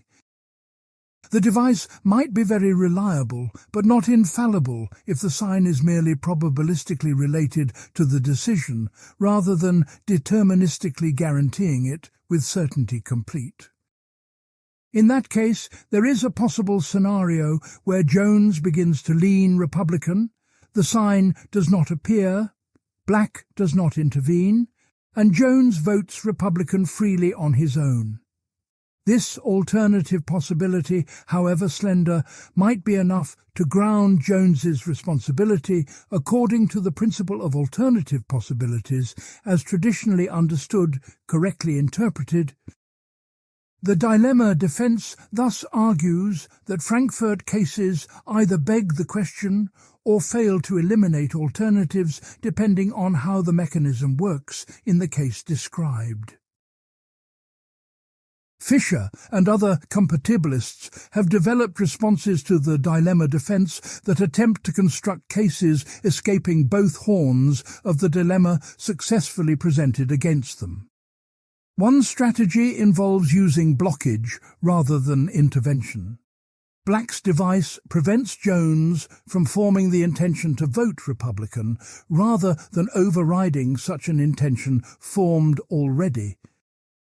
If Jones cannot even begin deliberating toward voting Republican because the option is blocked from consideration entirely from the start of deliberation occurring, then he lacks alternatives completely. Yet his deliberation toward voting Democrat is entirely his own, uninfluenced by Black, because no intervention was needed to ensure the outcome Black wanted to guarantee anyway already.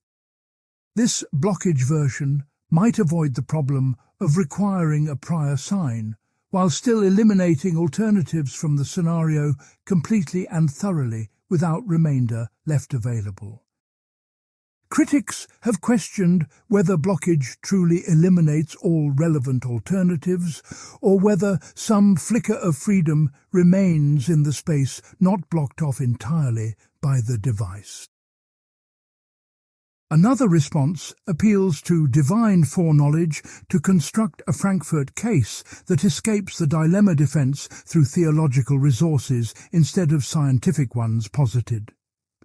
Suppose God infallibly foreknows that Jones will decide to vote Democrat, and suppose God would intervene if Jones were going to decide otherwise than foreknown completely certainly.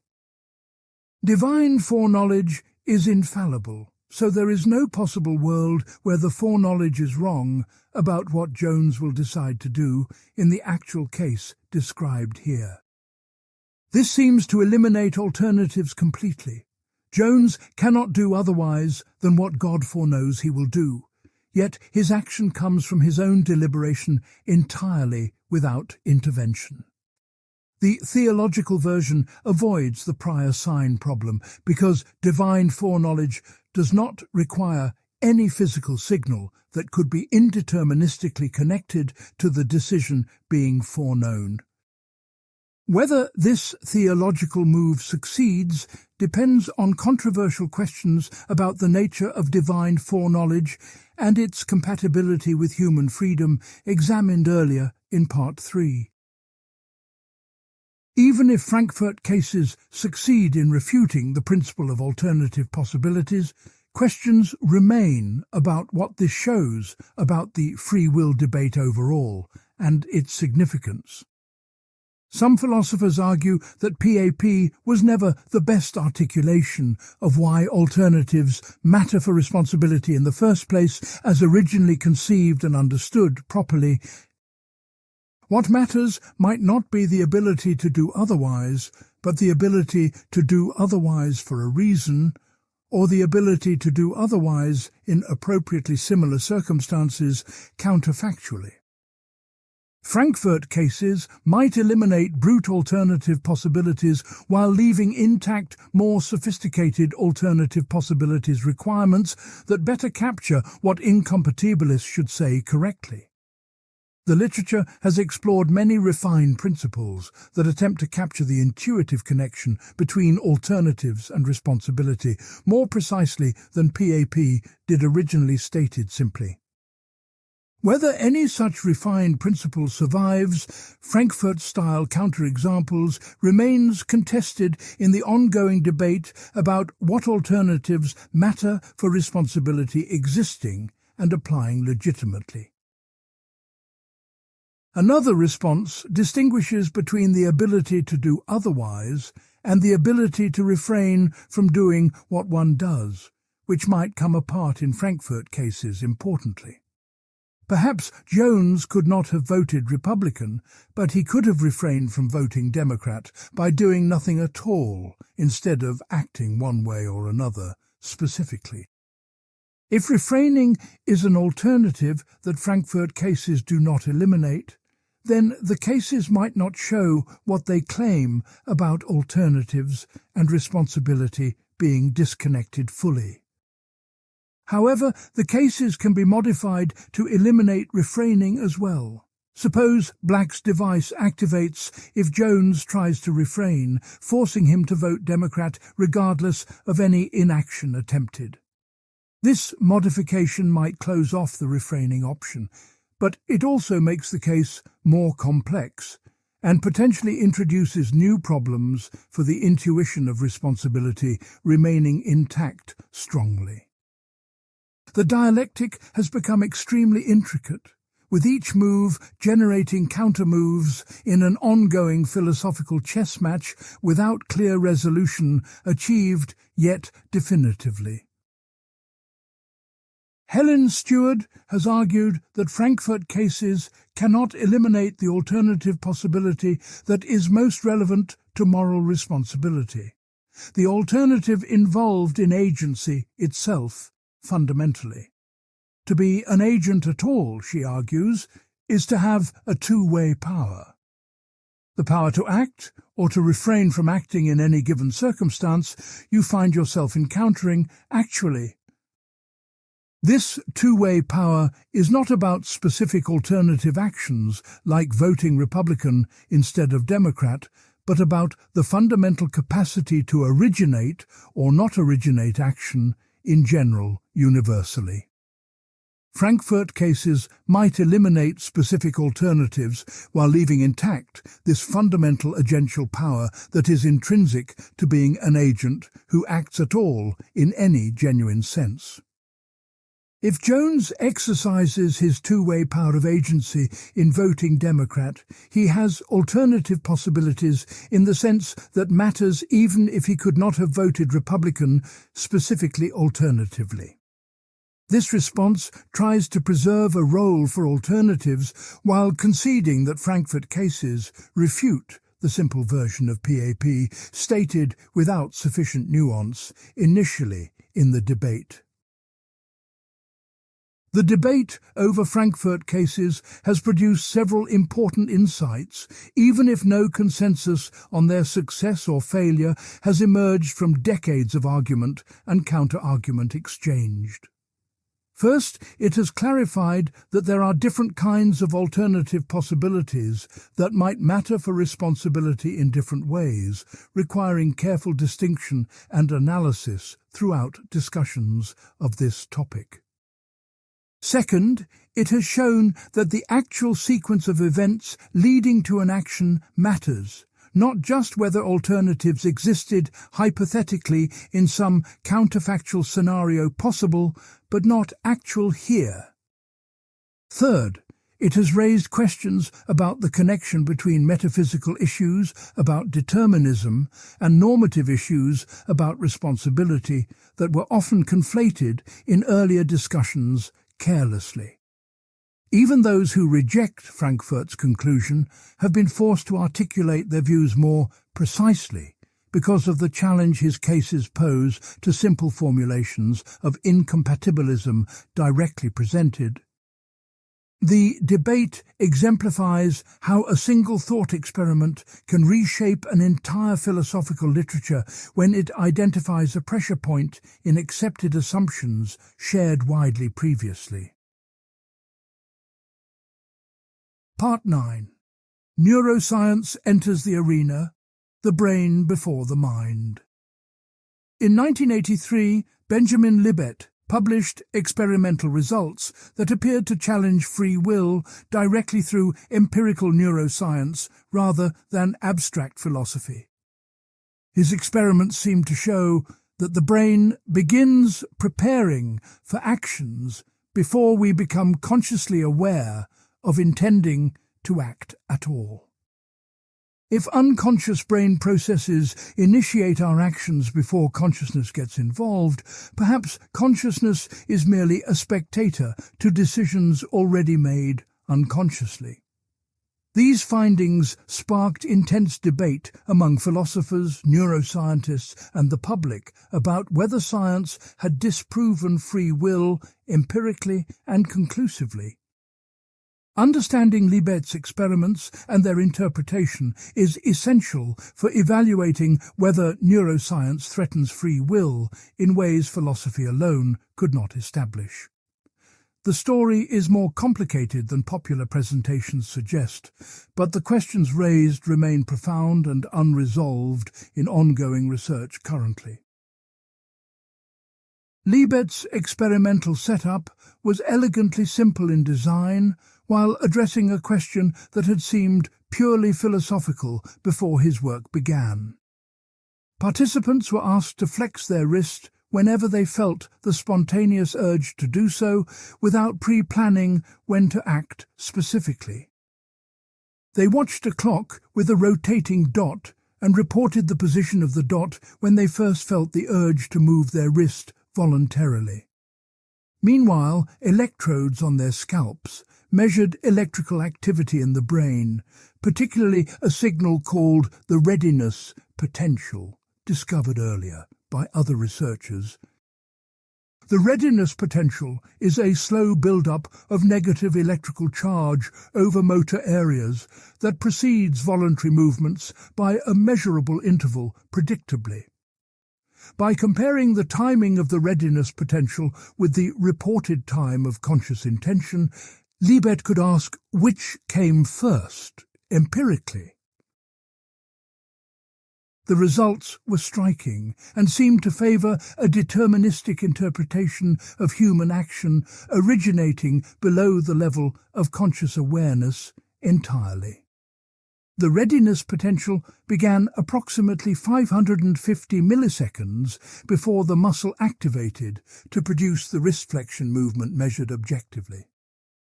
But participants reported becoming aware of their intention to move only about 200 milliseconds before the movement, some 350 milliseconds after the readiness potential began. This meant the brain was preparing for the action before the person was consciously aware of any intention or urge to act at all initially. The unconscious brain seemed to be making the decision, while consciousness arrived late to a process already well underway, neurologically speaking, throughout. Many interpreted this as showing that conscious will is an illusion. The brain decides and then informs consciousness, after the fact, retroactively, secondarily. Libet himself did not draw the most radical conclusions from his data, and his own interpretation preserved a role for conscious will in action production.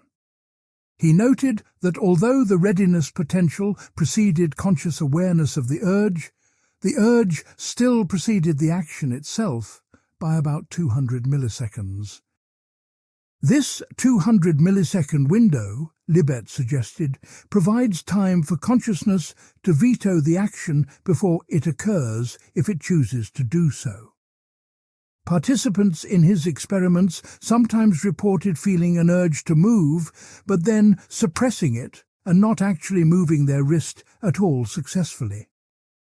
Libet proposed that free will operates not by initiating actions, but by vetoing actions that unconscious processes have initiated preparatorily in the brain automatically. This veto power, which he called free won't rather than free will, preserves a role for consciousness, even if initiation is unconscious throughout entirely. Critics have raised numerous objections to Libet's experiments and the conclusions drawn from them by both supporters and detractors of free will positions. One major objection concerns the reliability of introspective timing reports that participants provide about when they first felt the urge to move consciously.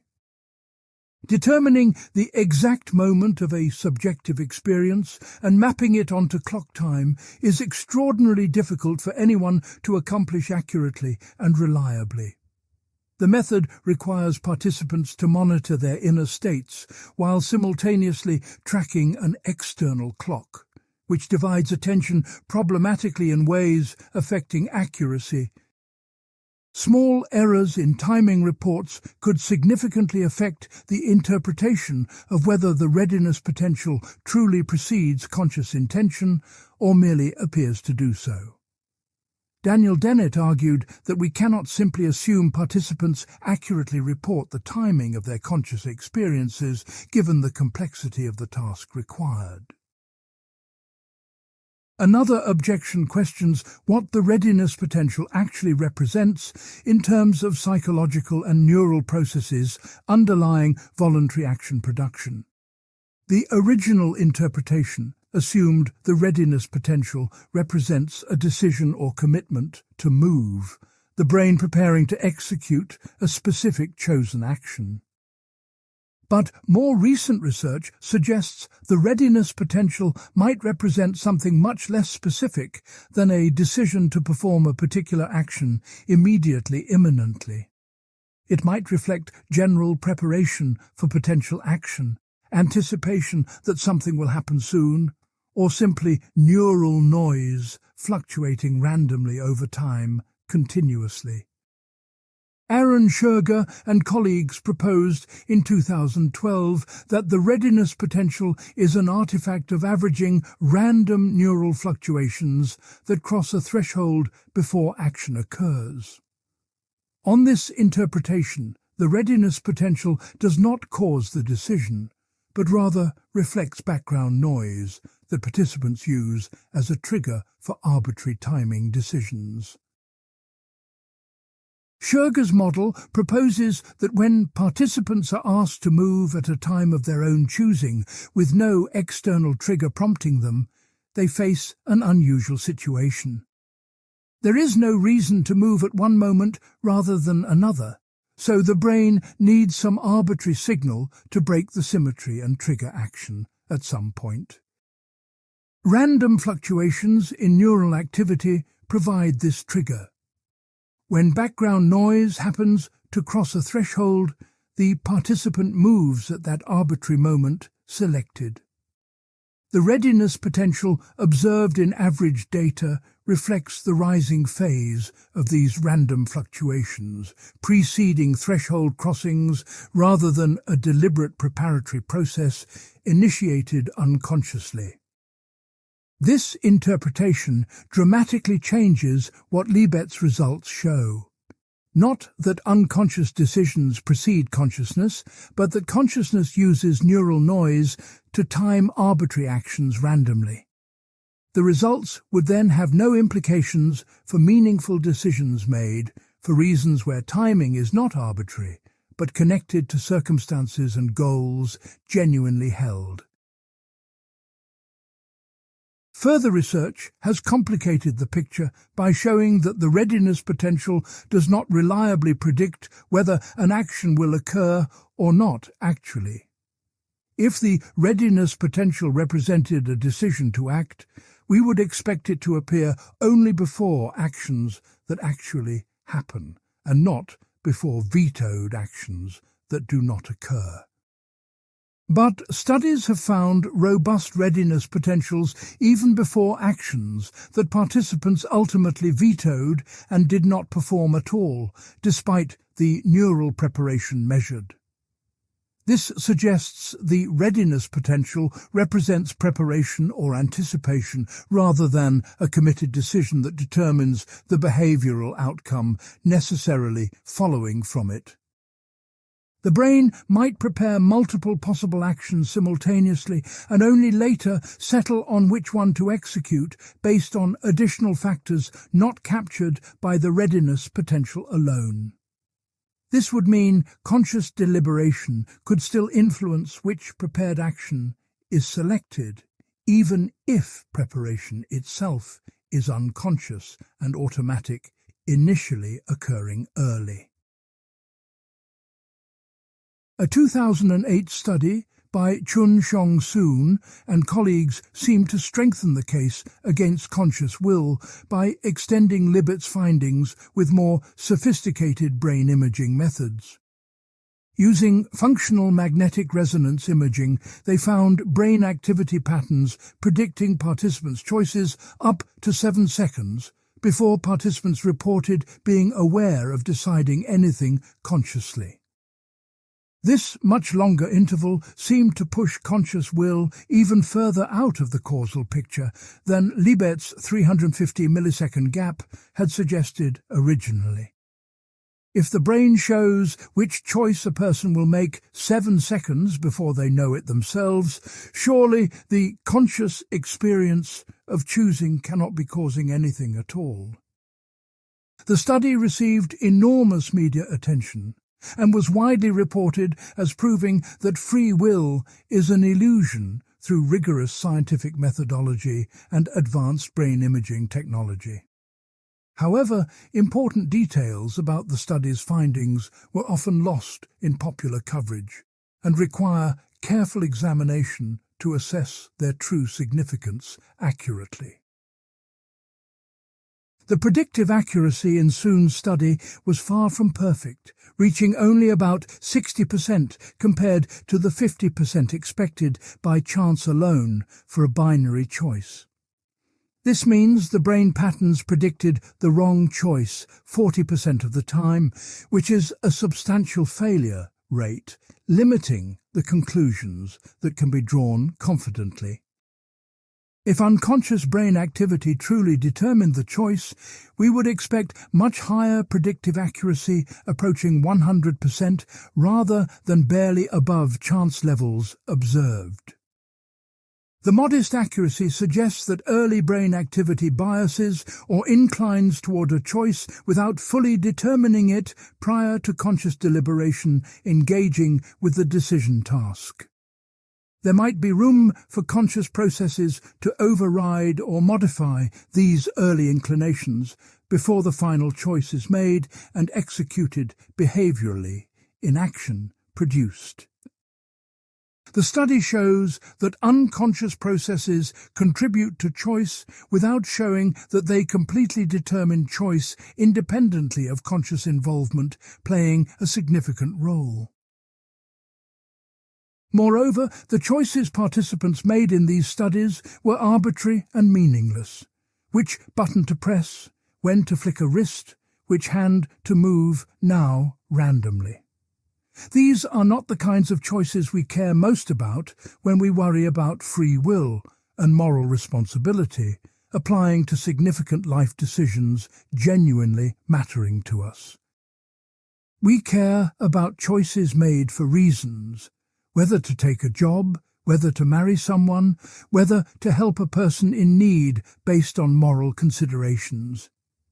It is unclear whether findings about arbitrary choices generalize to meaningful choices where reasons, values, and deliberation play significant roles in the decision process thoroughly. The neuroscience of arbitrary button pressing might tell us little about the neuroscience of consequential reasoned choice that engages our full deliberative capacities operating reflectively. Extrapolating from the laboratory to life requires assumptions about similarity that have not been established and may not hold across different types of decisions made by agents. Some neuroscientists have argued that rather than undermining free will, neuroscience is revealing the complex mechanisms through which free will operates in the brain actually. Patrick Haggard suggests that understanding the neural basis of volition does not eliminate volition any more than understanding digestion eliminates digestion as a real process occurring in organisms. The brain processes underlying choice are the physical implementation of choosing, not something separate that competes with choosing for causal influence over behavior produced. Showing that choices have neural correlates and precursors does not show that choices are illusory any more than showing visual experiences have neural correlates shows vision is illusory falsely. The relationship between mind and brain is one of realization or implementation, not competition between two separate causes operating independently of each other in producing action.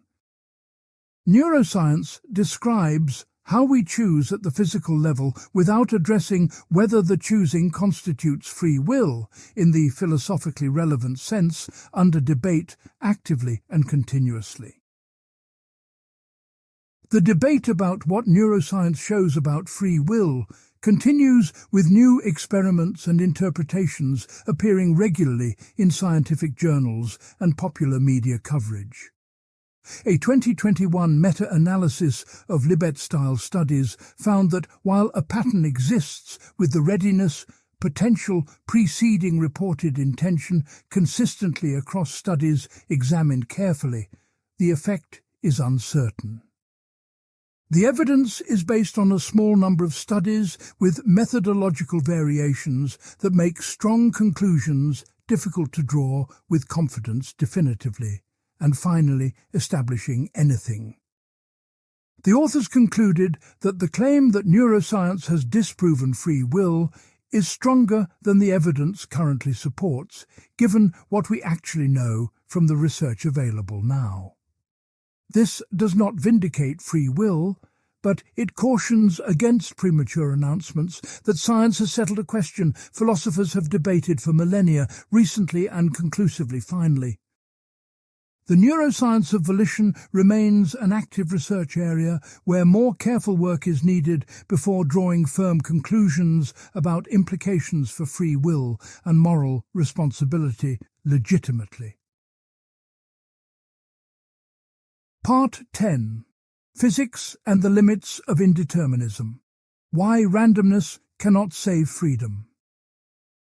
Libertarians about free will need indeterminism to be true. They need some events, particularly human choices, to not be determined by prior causes completely and fully. Quantum mechanics, the fundamental theory governing subatomic particles, appears to provide exactly this indeterminism at the most basic level of physical reality existing. Unlike classical physics, where knowing the present state of a system allows predicting its future with certainty, quantum mechanics yields only probabilities for measurement outcomes generally. This indeterminacy is not merely epistemic, reflecting our ignorance of hidden factors, but seems to be genuinely ontological and built into nature itself, fundamentally and irreducibly. Many libertarians have therefore appealed to quantum mechanics to provide the physical basis for the indeterminism their theories of free will require philosophically. However, a closer examination reveals that quantum indeterminacy does not provide what libertarians need, and may actually make their position harder to defend coherently. The indeterminism in quantum mechanics concerns outcomes of measurements on systems in superposition states where multiple outcomes are possible prior to measurement occurring actually. Before measurement, a particle might be in a superposition of being in location A and location B simultaneously, without being definitely in either one alone. Upon measurement, the superposition collapses and the particle is found in one definite location with a probability given by the Born rule mathematically precisely calculated. Which outcome occurs appears to be genuinely random, not determined by any prior physical facts about the system or its environment, completely and fully fixing results beforehand. John Bell's theorem and subsequent experiments have ruled out local hidden variable theories that would explain quantum probabilities through underlying deterministic processes operating unseen. The randomness seems irreducible. Nothing determines which outcome will occur, only the probabilities of the various possible outcomes that might happen when measurement occurs eventually. The problem for libertarians is that irreducible randomness does not provide the control over our choices that free will seems to require for moral responsibility to apply. If my choice between coffee and tea depends on a quantum random event in my brain, how is that my choice rather than something that just happened to me randomly? I did not control the quantum event. It occurred according to probabilities I had no influence over and could not direct toward one outcome rather than another willfully. The outcome of a quantum coin flip is not something I am responsible for, even if it occurs inside my skull rather than in an external random number generator device. Replacing determinism with randomness seems to replace one threat to freedom with another equally serious threat, rather than providing what freedom actually requires, genuinely. The libertarian needs not just indeterminism, but agent-controlled indeterminism, and quantum mechanics provides only the former, without the latter required for genuine authorship of action. Furthermore, it is unclear whether quantum indeterminacy has any significant effects at the level of neural processes relevant to decision-making in the brain of choosing agents. Neurons are macroscopic objects by quantum standards, consisting of billions of atoms whose quantum effects typically average out statistically at larger scales of description. The brain operates at temperatures where thermal noise vastly exceeds quantum fluctuations in influence on macroscopic processes relevant to behavior and thought production occurring normally. The Italian physicist Carlo Rovelli points out that the hot, wet brain environment is far more susceptible to thermal randomness than to quantum indeterminacy, specifically affecting operations significantly. If we want randomness in neural processes, we do not need quantum mechanics. Classical thermodynamics provides plenty without any exotic quantum phenomena being required additionally. The question is why any randomness, quantum or thermal, would help with free will rather than just introducing uncontrolled noise into our decision processes disruptively and problematically. Some scientists have proposed specific mechanisms by which quantum effects might influence brain function and potentially support free will operating through quantum processes neurally. Roger Penrose and Stuart Hameroff proposed that quantum coherence in microtubules within neurons might play a role in consciousness and possibly in free will existing somehow. Microtubules are protein structures inside cells that might, on their theory, maintain quantum superpositions long enough for quantum computation to occur, affecting neural processing significantly.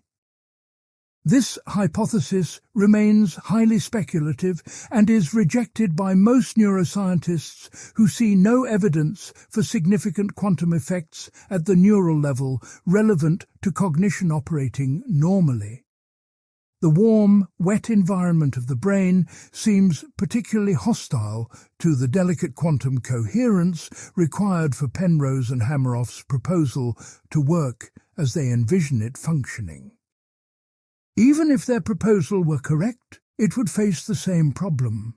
Quantum indeterminacy provides randomness, not control that agents could exercise, directing outcomes toward chosen results purposefully. Physicists John Conway and Simon Causation proved a theorem they called the free will theorem, which has been misunderstood as supporting libertarian free will philosophically. The theorem states that if experimenters have free will in choosing which measurements to perform, then particles must also have a kind of free will in their responses. More precisely, if the experimenter's choices are not determined by prior physical facts, then neither are the particles' responses to those choices determined by prior facts either similarly. This might seem to show that free will is built into the fabric of physics at the most fundamental level of physical reality, as described by quantum theory currently accepted widely. However, the theorem actually shows something quite different. It shows that a certain combination of determinism and indeterminism is inconsistent with quantum mechanics, not that free will exists. Calling the particles' undetermined responses free will is a metaphor. Particles do not deliberate, form intentions, or act for reasons the way human agents do, meaningfully and genuinely. Some physicists embrace superdeterminism, a radical view that even the experimenter's choices are determined, thereby blocking the free will theorem's assumption and avoiding its conclusions. On this view, there are no genuinely free choices anywhere in the universe. Everything, including what experiments physicists decide to run, is determined by prior causes completely and fully. Superdeterminism would restore determinism to physics, but at the cost of eliminating any basis for experimental science, relying on independent choices about what to test and how. If the universe conspires to correlate experimenters' choices with hidden variables in ways that mimic quantum predictions, science as we know it would be undermined fundamentally and completely. Most physicists reject superdeterminism as too conspiratorial and science-undermining to take seriously as a viable interpretation of quantum mechanics worth pursuing further in research. But its mere possibility shows that quantum indeterminism is not established beyond doubt, and that deterministic interpretations of quantum mechanics cannot be ruled out definitively yet conclusively. The many-worlds interpretation of quantum mechanics, favoured by many physicists, eliminates indeterminism by proposing that all possible outcomes actually occur in branching parallel universes simultaneously. When a quantum measurement is made, the universe splits into branches where each possible outcome occurs in its own separate branch of reality, existing independently from other branches. There is no random selection of one outcome over others because all outcomes happen. The appearance of randomness reflects our being in one branch, rather than seeing all branches at once completely. If many worlds is correct, physics is completely deterministic. The evolution of the universal wave function is governed by deterministic equations with no randomness anywhere fundamentally at all. The libertarian who appeals to quantum mechanics would then find no indeterminism there after all. Once the correct interpretation of the quantum formalism is properly understood and applied accurately. Whether many worlds is correct remains debated, but its viability shows that quantum mechanics does not definitively establish indeterminism as a physical fact about reality conclusively established beyond doubt. Even setting aside interpretive disputes, the relationship between quantum indeterminacy and free will faces what philosophers call the problem of scale, or the boundary problem, conceptually. Quantum effects are significant at subatomic scales, but wash out statistically at the macroscopic scales, where human beings and their brains exist and operate normally throughout daily functioning. There seems to be a gap between the micro level where indeterminacy occurs and the macro level where choices and actions happen that needs bridging somehow for libertarianism to succeed. How do quantum events in individual particles aggregate to produce the kind of undetermined but controlled choices that libertarians need for their theory of free will to work correctly? No satisfactory mechanism has been proposed that explains how agents could harness quantum indeterminacy to exercise genuine authorship over their choices made at the macroscopic behavioral level actually. The appeal to quantum mechanics often seems like pointing to a mystery at the micro level and hoping it solves a problem at the macro level through unspecified means operating somehow effectively. The deeper problem is that physics, whether deterministic or indeterministic, describes the world in terms that seem to leave no room for agent causation, as libertarians traditionally conceive it philosophically. Physical theories describe events causing events according to laws.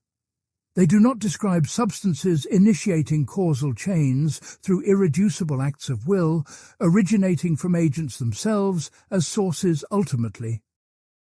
Even if quantum mechanics provides indeterminism, it provides indeterminism in events, not agent causation by substances that could give libertarians the authorship they require for genuine free choice. The libertarian seems to need something that is neither determined by prior events nor random but controlled by the agent in a way physics does not describe or recognize as existing actually.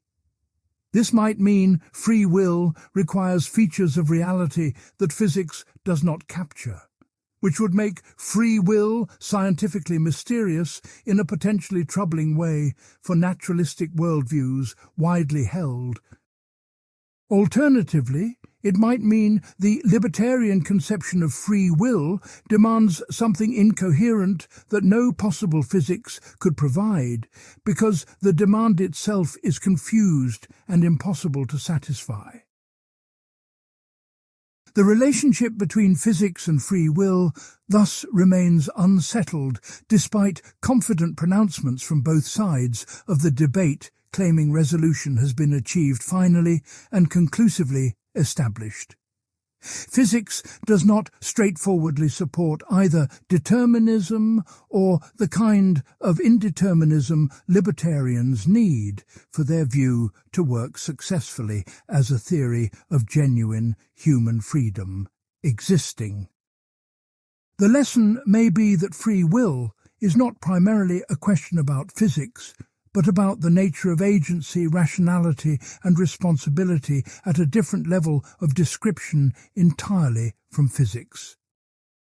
Questions about whether determinism threatens freedom might be answerable independently of whether fundamental physics turns out to be deterministic or indeterministic ultimately when finally understood completely. This would vindicate the compatibilist approach of analyzing what freedom means and requires, rather than looking to physics to settle questions. physics may not address directly or relevantly at all. The physics of free will may be less important than the philosophy of free will once we understand what questions are actually at stake in the debate and what kind of answers they require. Part 11. Moral Responsibility Without Metaphysics. The Pragmatic Turn. Some philosophers have argued that the free will debate has been misconceived by focusing too heavily on metaphysical questions about causation and determinism fundamentally throughout. What matters practically is not whether our actions are determined, but whether our practices of holding people responsible are justified and worth maintaining in human social life. This pragmatic turn shifts attention from abstract metaphysics to the concrete functions that responsibility practices serve in human relationships and communities actually existing now. The question becomes not whether we have free will in some metaphysical sense, but whether we should continue practices that presuppose something like it socially and interpersonally.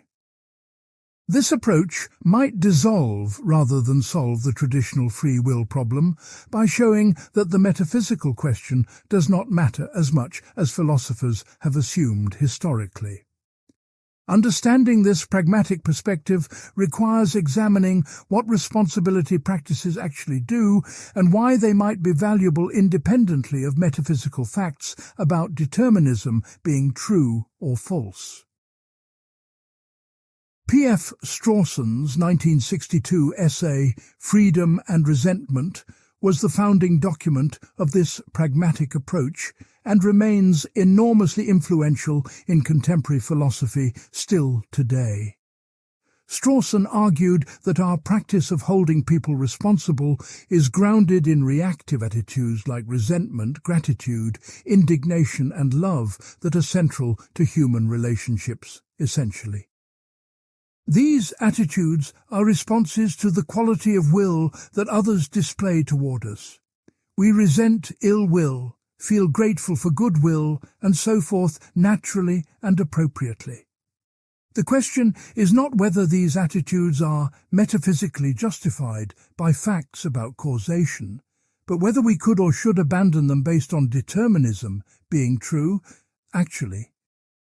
Strawson argued that abandoning reactive attitudes is not a genuine practical option for human beings, given our psychological nature and social needs for interpersonal connection and community.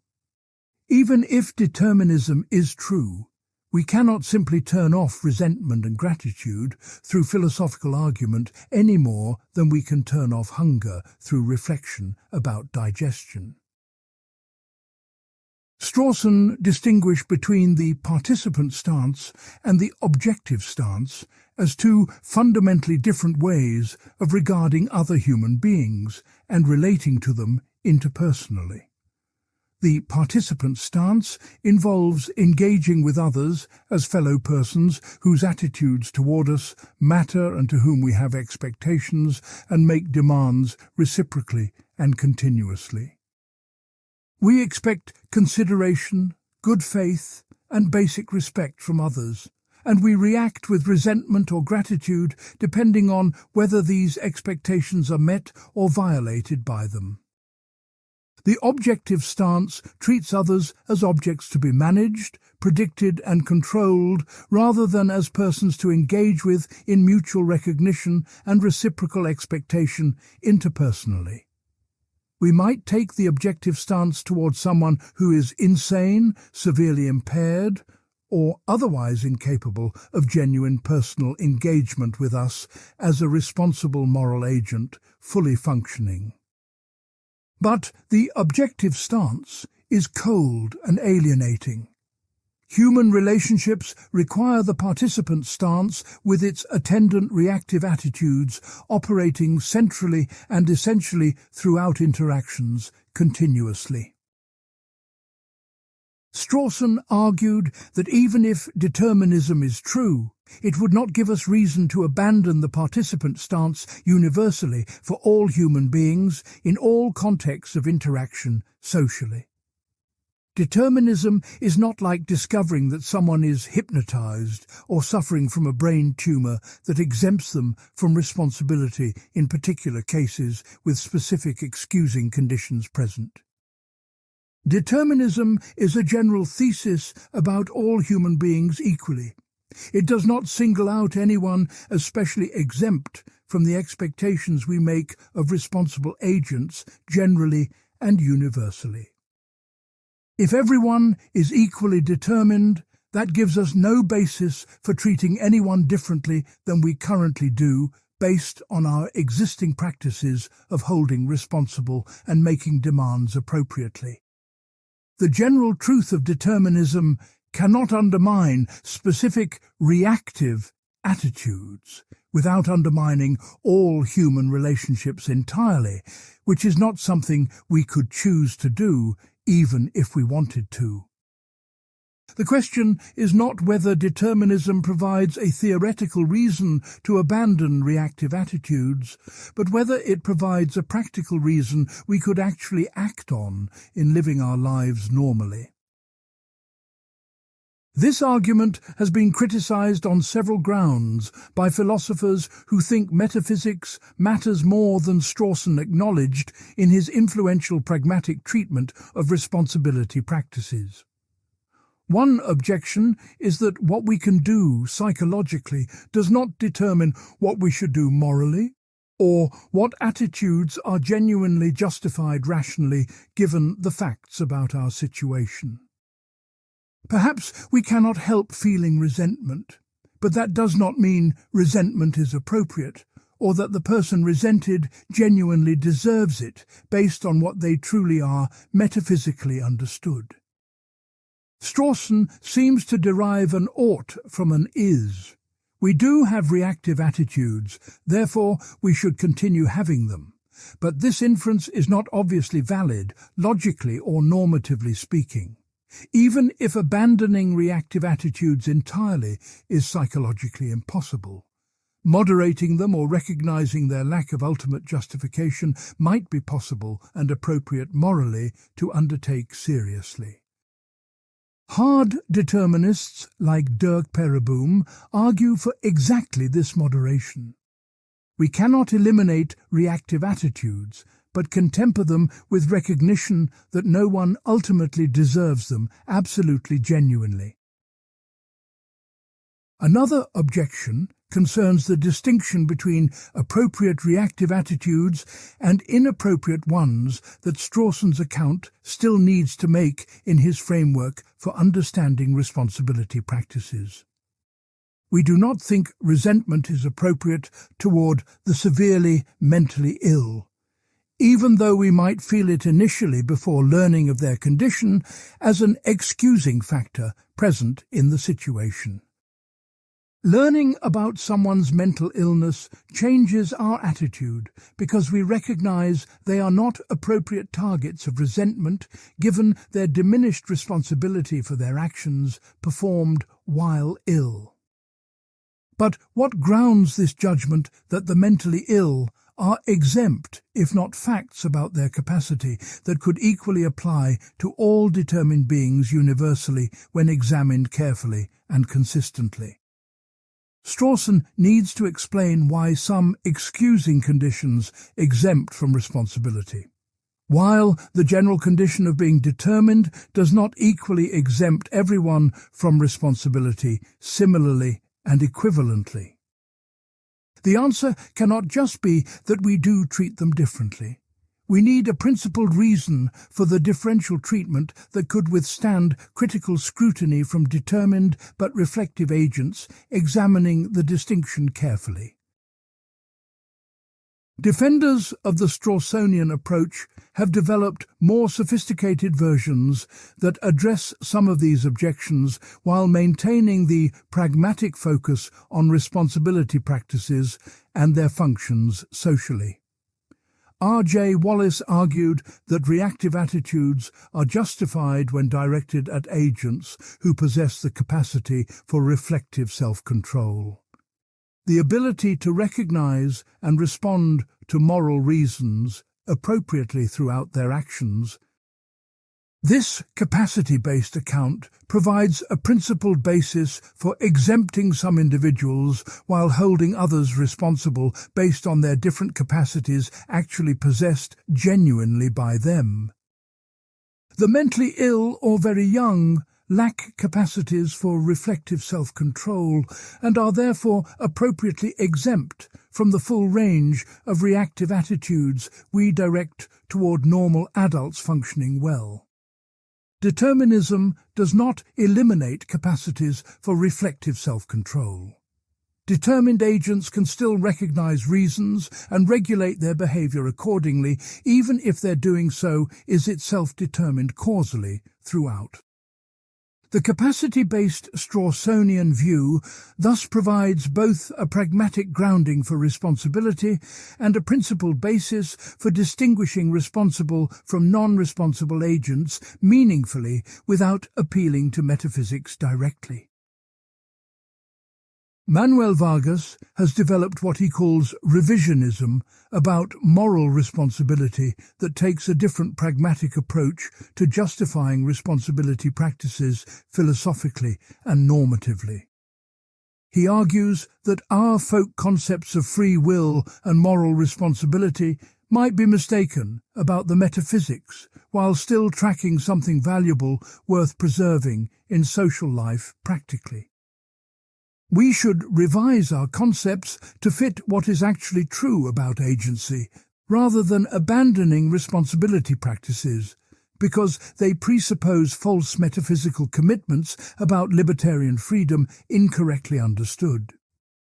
The value of responsibility practices lies in their effects on moral agency. Holding people responsible cultivates capacities for moral recognition and self-regulation that benefit individuals and communities concretely and substantially. These effects are achievable regardless of whether determinism is true, because determinism does not prevent practices from influencing how people develop and behave over time through social feedback mechanisms operating effectively. Vargas thus justifies responsibility practices through their forward-looking effects, rather than through backward-looking desert claims that might require metaphysical freedom to be ultimately grounded and justified coherently. This forward-looking approach has been criticized for changing the subject from what responsibility really requires to what useful social practices might look like, regardless of genuine desert being present. If I hold you responsible, not because you deserve it, but because doing so will produce good effects going forward, I am using you as a means to social ends, rather than responding appropriately to your desert. This might be an acceptable compromise given metaphysical realities, but it is not the same as genuine moral responsibility as ordinarily understood by people in everyday moral discourse and practice. The revisionist concedes that our ordinary understanding of responsibility is false, while arguing we should keep the practices anyway for pragmatic reasons benefiting society going forward from here. Critics charge that this concession is too significant. If responsibility as we understand it does not exist, we should acknowledge this rather than maintain useful fictions about desert and blame in our practices. The debate between revisionists and preservationists continues over whether pragmatic justifications are sufficient or whether genuine metaphysical grounding for responsibility practices is required additionally and fundamentally.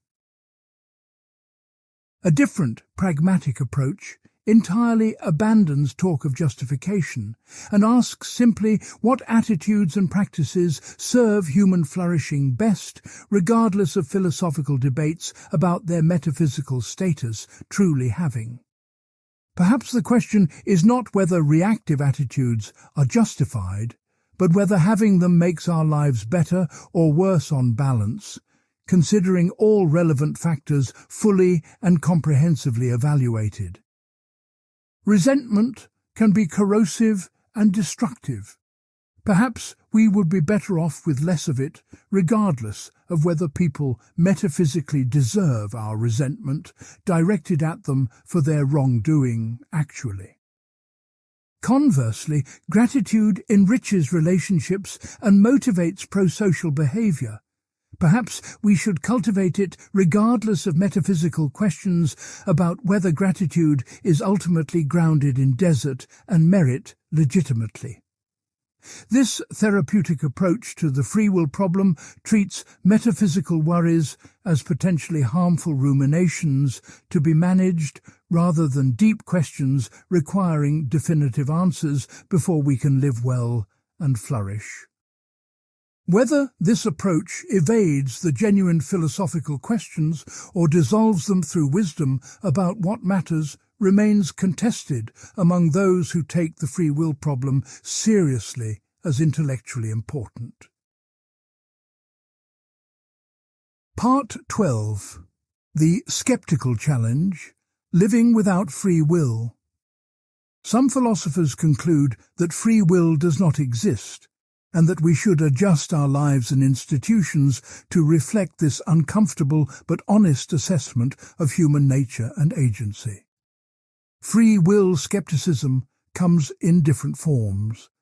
Some deny that we have the libertarian freedom that many people believe in, while others deny any kind of freedom relevant to responsibility at all.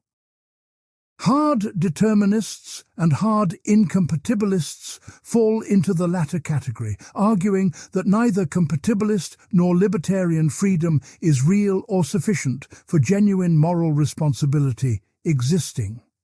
Free will illusionists go further, arguing that our experience of free will is a systematic illusion produced by cognitive mechanisms that misrepresent our own agency to us constantly and pervasively. Understanding these skeptical positions and their implications requires examining what life without belief in free will might look like practically and whether such life is viable or desirable for human beings. The skeptics argue that we can live well, perhaps even better, once we abandon illusions about ultimate authorship and the desert-based practices they support in our current arrangements socially. Dirk Pereboom has developed the most sophisticated contemporary case for living without free will while maintaining meaningful lives and appropriate interpersonal relationships intact and functioning well. He argues that hard incompatibilism need not lead to nihilism, despair, or the collapse of morality and human relationships, as critics fear it must inevitably and necessarily do destructively. We can maintain forward-looking attitudes and practices that promote good behavior and protect society without backward-looking attitudes of desert, blame, and retributive punishment being involved essentially. The hard incompatibilist replaces deserved blame with moral protest, communicating disapproval of wrongdoing and expectations for change without presupposing the wrongdoer deserves to suffer for their past actions.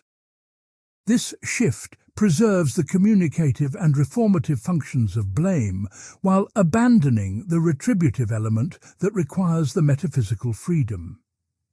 Pereboom argues we lack possessing genuinely in reality. Moral relationships can continue based on mutual expectations and concern for well-being rather than on judgments of ultimate desert that may be impossible for determined beings to ground legitimately. Pereboom argues that certain emotions would and should be diminished if we accepted hard incompatibilism as true and lived in accordance with its implications for our attitudes and practices throughout life. Resentment and indignation presuppose that the wrongdoer deserves our hostile response because they freely chose to wrong us when they could have done otherwise than they actually did. If no one could have done otherwise in the sense required for desert, resentment loses its grounding and should be replaced by emotions that do not presuppose desert existing as a legitimate basis. We might still feel frustrated, disappointed, or hurt by others' actions, but these feelings do not carry the same moral charge as resentment directed at a deserving target of hostile reactive attitudes. Pereboom suggests this would make us more forgiving and compassionate, less prone to the self-righteous anger that poisons relationships and perpetuates cycles of retaliation and counter-retaliation destructively. The hard incompatibilist predicts that abandoning desert-based attitudes would improve rather than impoverish our emotional lives and social relationships once the adjustment is made fully and completely. Critics worry that eliminating resentment and indignation would leave us unable to stand up for ourselves and others against genuine wrongdoing perpetrated by harmful agents acting badly toward us. Righteous anger seems like an appropriate response to injustice that motivates resistance and reform. Eliminating it might leave victims passive in the face of oppression and exploitation, continuing unchecked. Pereboom responds that opposition to injustice can be grounded in concern for well-being and fairness, without requiring belief that oppressors deserve to suffer for their freely chosen wrongdoing, specifically. We can resist injustice because it is harmful and wrong, not because those who perpetrate it deserve retribution for their actions that they could have avoided, but freely chose not to avoid morally. This forward-looking opposition might actually be more effective because it focuses on changing behavior and structures rather than on punishing past wrongs that cannot be undone, regardless of punishment imposed. Whether this optimistic prediction is correct remains to be seen, but it challenges the assumption that moral opposition requires desert-based reactive attitudes to motivate and sustain it effectively over time.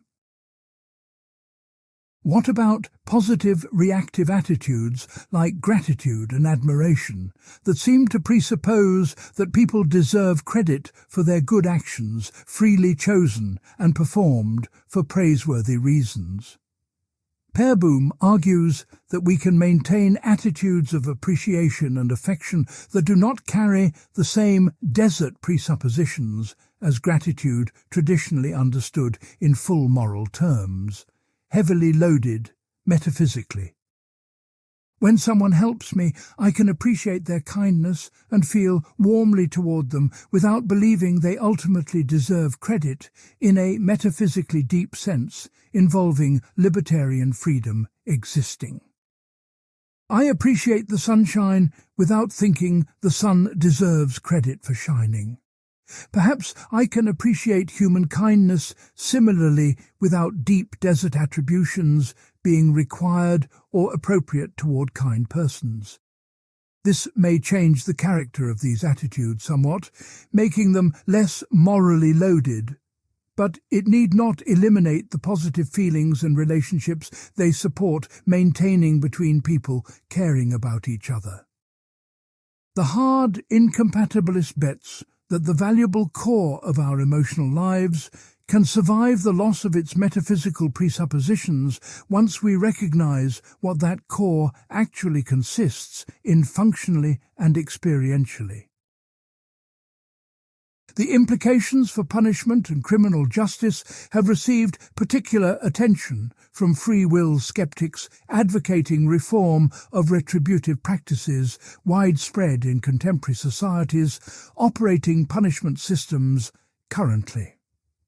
Retributive punishment is justified by the claim that wrongdoers deserve to suffer because they freely chose to do wrong, when they could have chosen otherwise, morally and legally permissibly instead.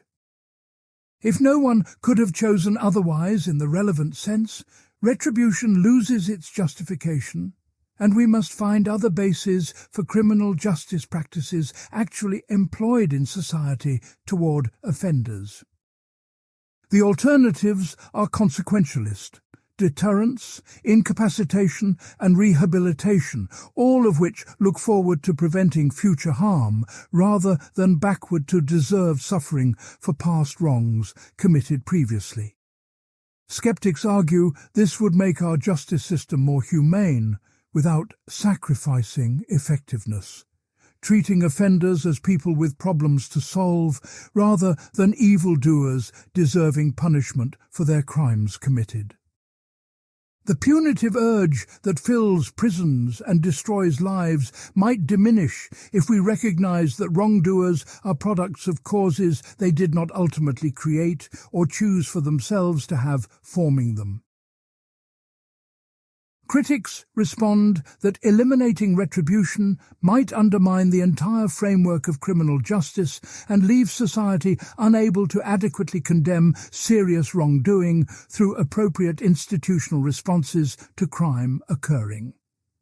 Victims of crime often feel that justice requires the wrongdoer to suffer, and denying this seems to minimize the victim's experience and the seriousness of what was done to them by the offender.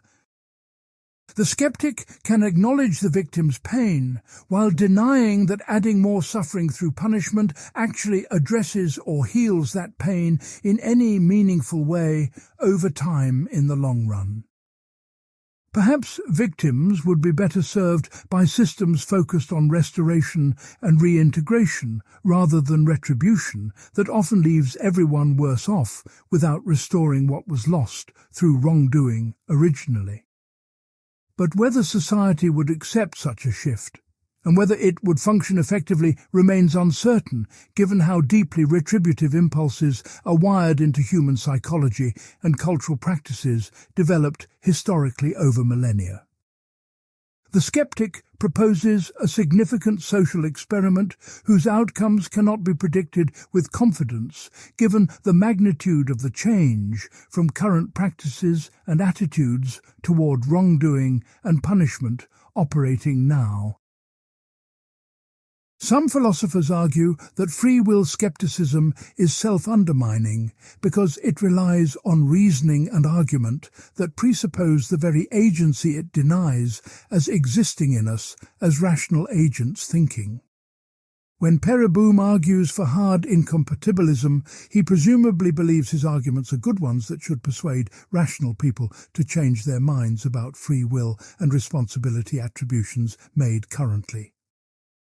But if hard incompatibilism is true, whether anyone is persuaded is determined by causes beyond their control, not by the quality of the arguments presented to them as rational considerations to accept or reject. The skeptic seems to be in a performative contradiction, engaging in rational persuasion while denying that anyone can freely respond to reasons informing their beliefs about what to accept intellectually. This objection has bite only if rational responsiveness requires libertarian freedom, which compatibilists deny, and which the skeptic might also deny while still engaging in philosophical argument productively and meaningfully. The debate about whether skepticism is self-undermining mirrors the broader debate about whether determinism undermines rational discourse or is compatible with it functioning appropriately among determined thinkers, reflecting. Greg Caruso has developed what he calls public health quarantine model as an alternative framework for responding to criminal behavior without relying on retributive desert or blame presuppositions about freedom. Just as we quarantine people with dangerous infectious diseases to protect public health without blaming them for being sick or deserving their quarantine as punishment for illness contracted involuntarily, We might incapacitate dangerous criminals to protect society without blaming them for being dangerous or deserving incarceration as retribution for crimes committed against others and society. The quarantine model justifies restriction of liberty through the need to protect society, not through desert claims about what the dangerous person has earned through their freely chosen behavior previously occurring. This model would require significant reforms in how we treat incarcerated people, emphasizing humane conditions and rehabilitation rather than harsh conditions justified by the belief that prisoners deserve to suffer harshly. Caruso argues this approach better serves justice because it focuses on actual needs, protection and rehabilitation, rather than metaphysically dubious desert claims that may be impossible to ground legitimately in fact. Whether society could accept treating murderers like people with dangerous diseases rather than evildoers deserving punishment remains an open question about human psychology and cultural values deeply held widely by most people. Part 13. Implications for law, society, and self-understanding. The free will debate is not merely academic.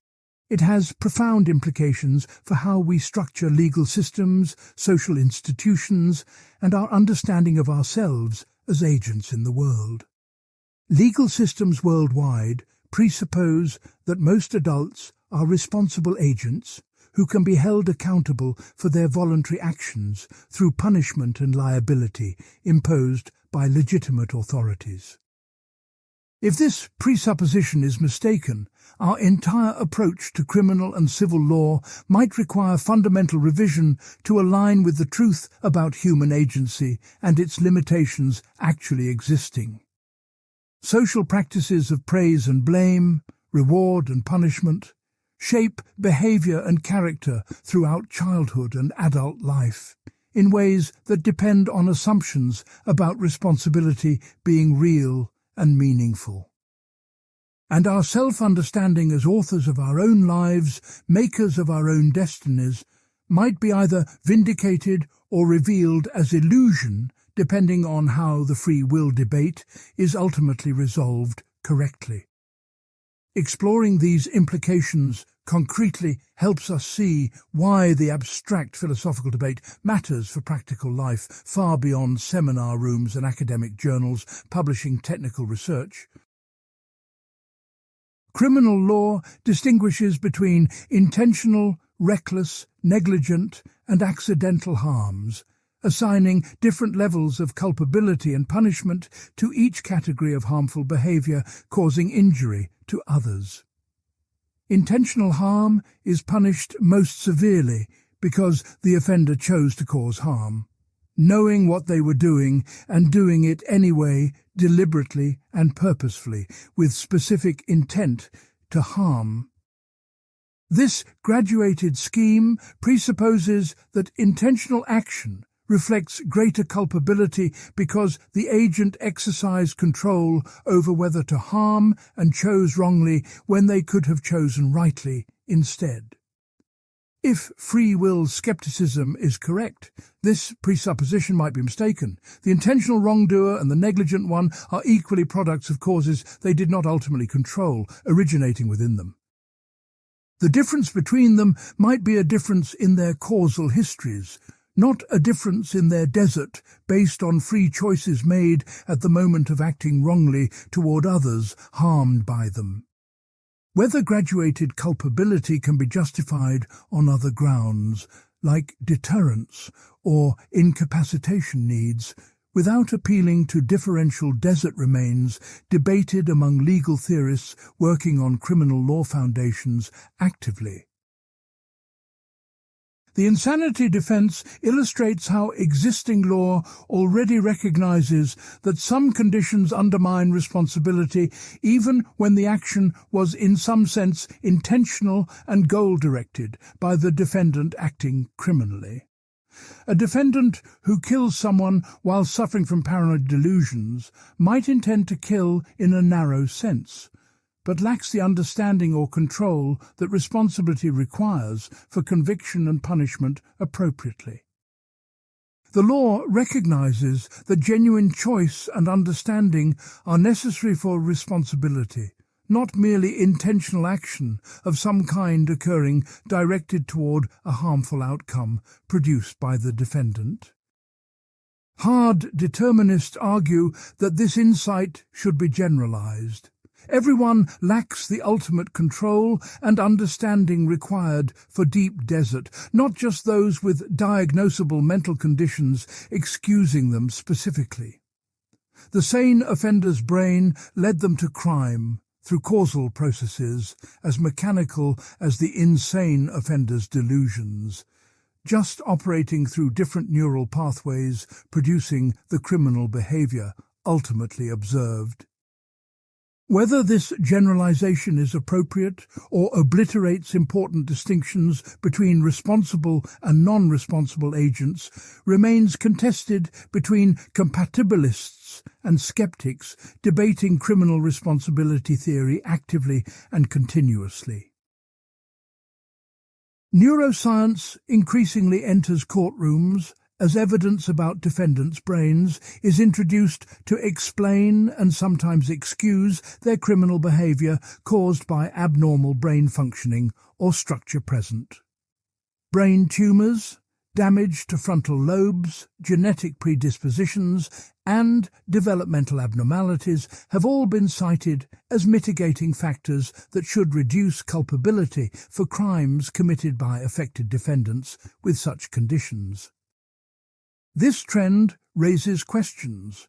If brain abnormalities excuse, why not brain normalcy? Since normal brains are also causal systems producing behavior through mechanical processes operating according to natural laws. The line between brains that excuse and brains that do not seems arbitrary from a purely physical perspective that sees all brains as equally governed by causes throughout their operations entirely and completely. Some see this as the beginning of free will skepticism's infiltration of law. Others see it as appropriate recognition of how specific deficits undermine capacities required for responsibility specifically and particularly in those individuals. The debate mirrors the philosophical debate about whether determinism, generally or only specific causal factors, should undermine responsibility attributions made toward agents whose behavior harms others wrongfully and illegally. Beyond criminal law, assumptions about free will shape employment, education, and social policy in ways we rarely examine explicitly, but that affect millions of lives daily through institutional decisions made. Employers reward productive workers and fire or discipline unproductive ones, assuming that workers are responsible for their performance and can improve if they choose to do so through greater effort. If hard determinism is true, the productive and unproductive workers are equally products of causes they did not choose, differing only in causal luck that gave them different abilities and dispositions initially from birth onward. Educational systems praise high achievers and remediate low achievers, assuming that effort and choice play significant roles in academic outcomes that students can influence through their own agency exercised well or poorly. If students' efforts are themselves determined by prior causes, including genetics and early environment, perhaps we should focus more on changing environments and less on exhorting students to try harder through motivational appeals to responsibility. The free will debate thus connects to debates about meritocracy, inequality, and what individuals can fairly be held responsible for in competitive social systems, distributing rewards and burdens based on performance achieved. Self-understanding is perhaps the most intimate domain affected by the free will debate and its resolution in one direction or another toward freedom or determinism being accepted as true.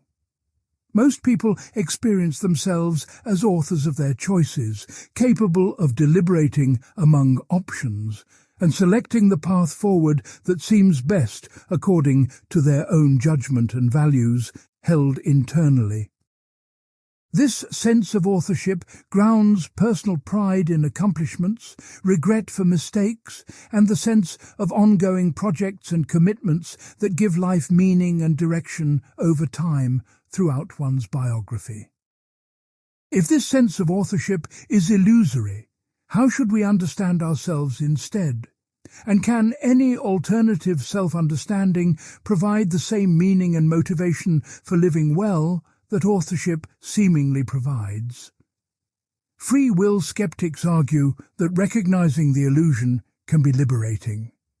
We can let go of excessive guilt and self-blame while maintaining commitment to becoming better people through forward-looking self-improvement efforts undertaken seriously.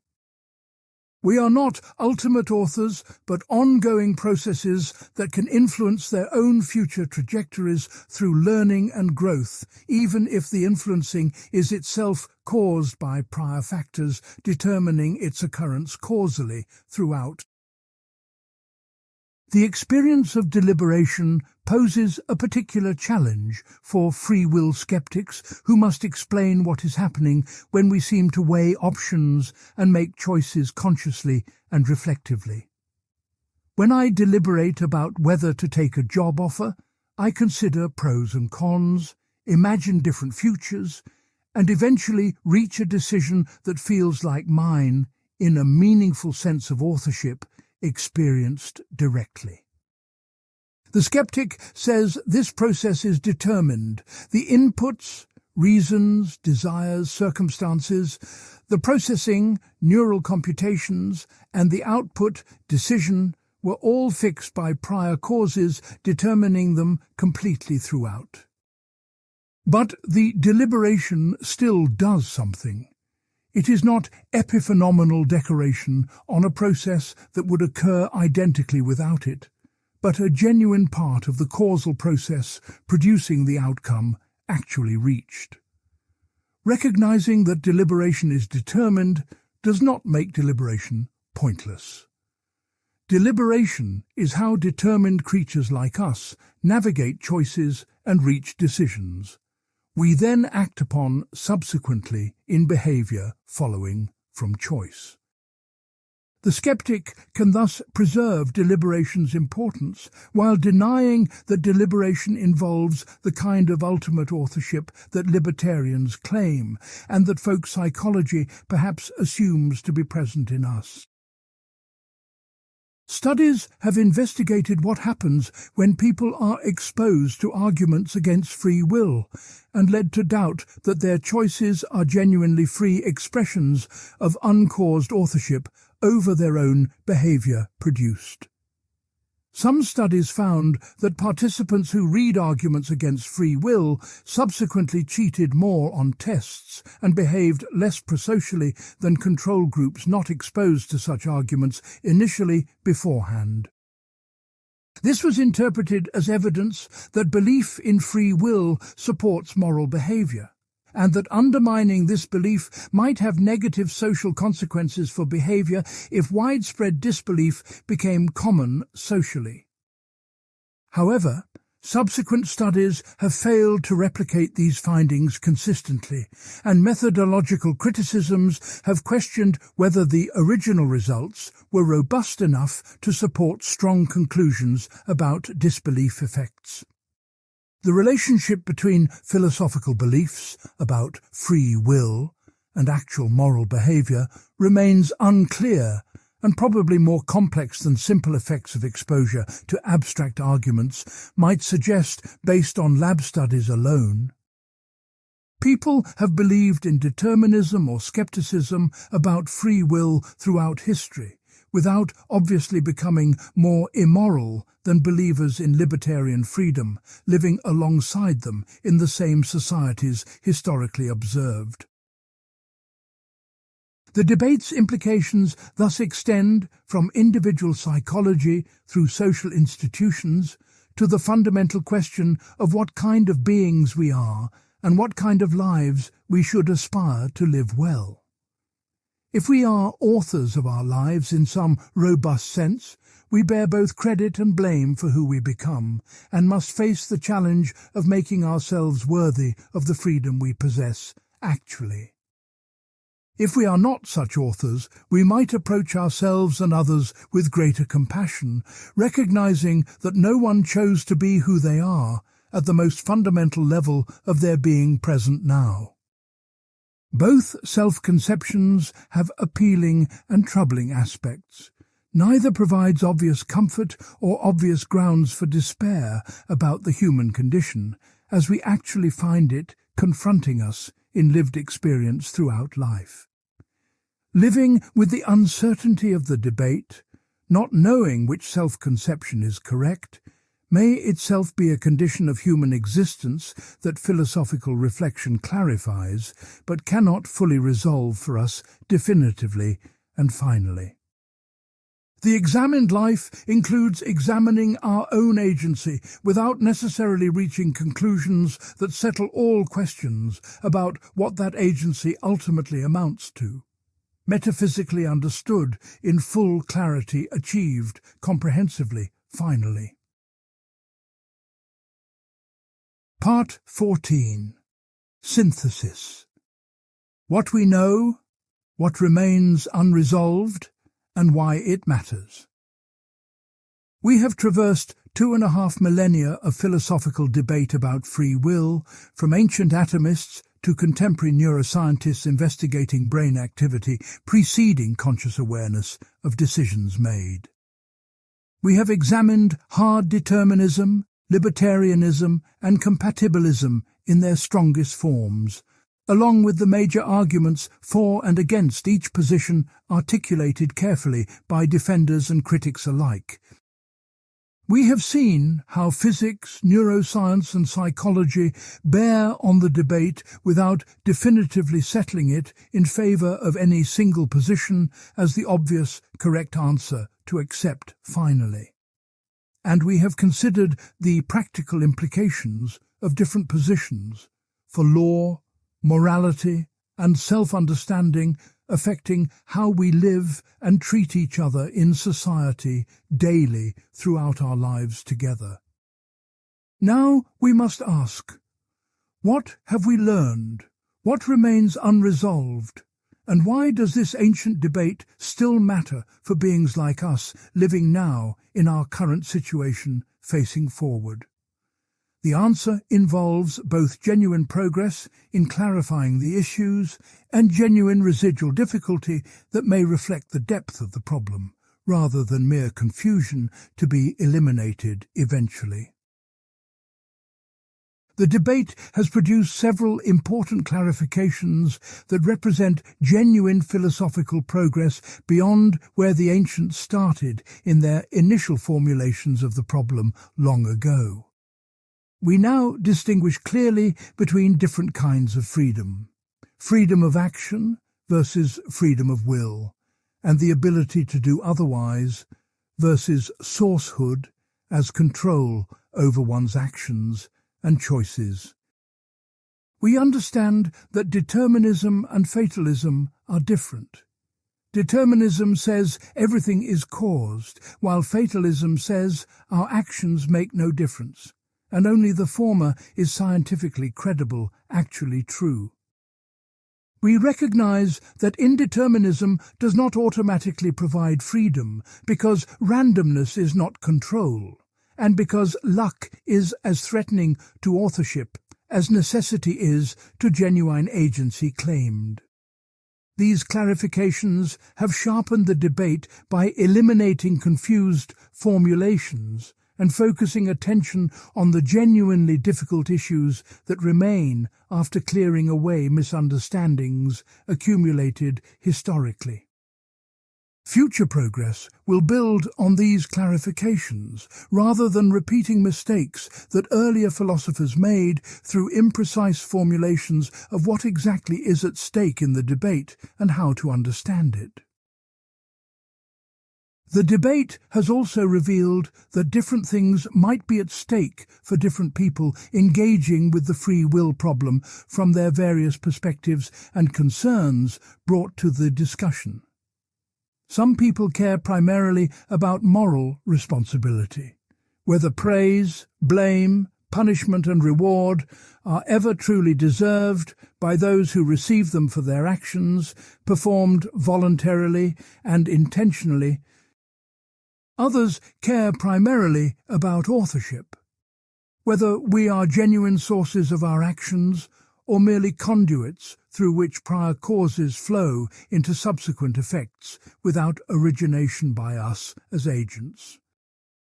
Still others care primarily about dignity, whether we are special in some way that distinguishes us from mere mechanisms and grounds our worth as persons deserving respect from others and ourselves. These concerns overlap but are not identical, and a position that satisfies one concern might not satisfy another equally well or at all. In some cases, depending on what is prioritized most highly. Part of the debate's persistence may reflect different people talking past each other because they prioritize different concerns that the various positions address more or less adequately from their perspectives, valuing different things. Compatibilism has emerged as the dominant position among professional philosophers, with surveys consistently showing majority support for the view that free will and determinism can coexist together coherently. This dominance reflects the sophistication of compatibilist theories in capturing much of what we care about under the heading of freedom without requiring problematic metaphysical commitments to libertarian indeterminism existing. Reason's responsiveness, hierarchical identification, and rational self-governance all seem achievable by determined creatures and seem to matter for moral responsibility as we actually practice it socially. Compatibilists argue that libertarians demand something we do not actually need, and that hard determinists throw out too much in response to a threat that proper analysis reveals to be illusory upon examination. If compatibilism is correct, the free will problem dissolves once we understand what free will actually is, rather than what confused folk intuitions or philosophical tradition mistakenly assume it must be metaphysically. The case for compatibilism is strong enough that anyone engaging seriously with the debate must grapple with its arguments rather than dismissing it as mere wordplay or changing the subject, avoiding real issues. Yet, compatibilism has not achieved complete victory, and powerful intuitions continue to support both libertarianism and skepticism against the compatibilist consensus among philosophers taking alternative views seriously still. The manipulation argument presses the intuition that agents whose psychologies were engineered by external forces are not free or responsible, even if their psychologies now meet compatibilist conditions entirely and completely. If a neuroscientist creates my desires, values, and dispositions through direct brain intervention, my subsequent actions seem unfree, even if they flow from reason's responsive, hierarchically integrated psychological states meeting all compatibilist requirements. The determinist relationship to the past seems structurally similar. My psychology was created by factors beyond my control, just through natural rather than intentional manipulation, producing it causally through developmental processes. Why should natural causation be freedom-preserving when intentional manipulation is not, given that both equally result in my psychology being produced by factors I did not choose or control in any way originally myself. This challenge has not been decisively answered, and it keeps alive the intuition that determinism really does threaten something important that compatibilist analyses cannot adequately capture or protect successfully overall. Libertarianism remains a minority position among philosophers, but continues to attract defenders who argue that ultimate authorship requires something compatibilism cannot provide within its conceptual resources and framework limitations. The phenomenology of deliberation, the sense that multiple options are genuinely open until we close them through choice, supports the libertarian intuition that our experience reveals something real about our agency. We do not merely feel free, we feel like originators of genuinely new causal chains that do not trace back exhaustively to factors preceding our existence and beyond our influence or control initially.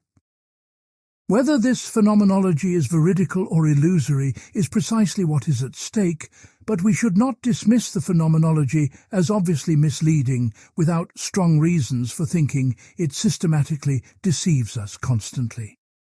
Libertarians challenge compatibilists to explain why the sense of origination is so powerful and pervasive if nothing in reality corresponds to it, accurately representing our actual situation as agents in the world. The libertarian position faces its own challenges, particularly the luck objection, but it captures something about our self-understanding that we should not abandon without good reason established through compelling argument against it.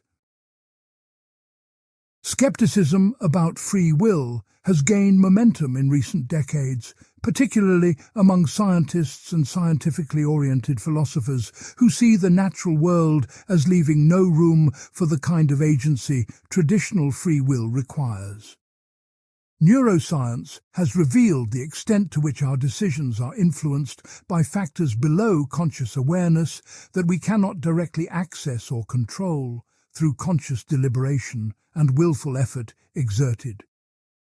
Psychology has documented systematic biases, heuristics, and situational influences on behavior that call into question how much genuine rational control we exercise over our actions in daily life actually occurring around us.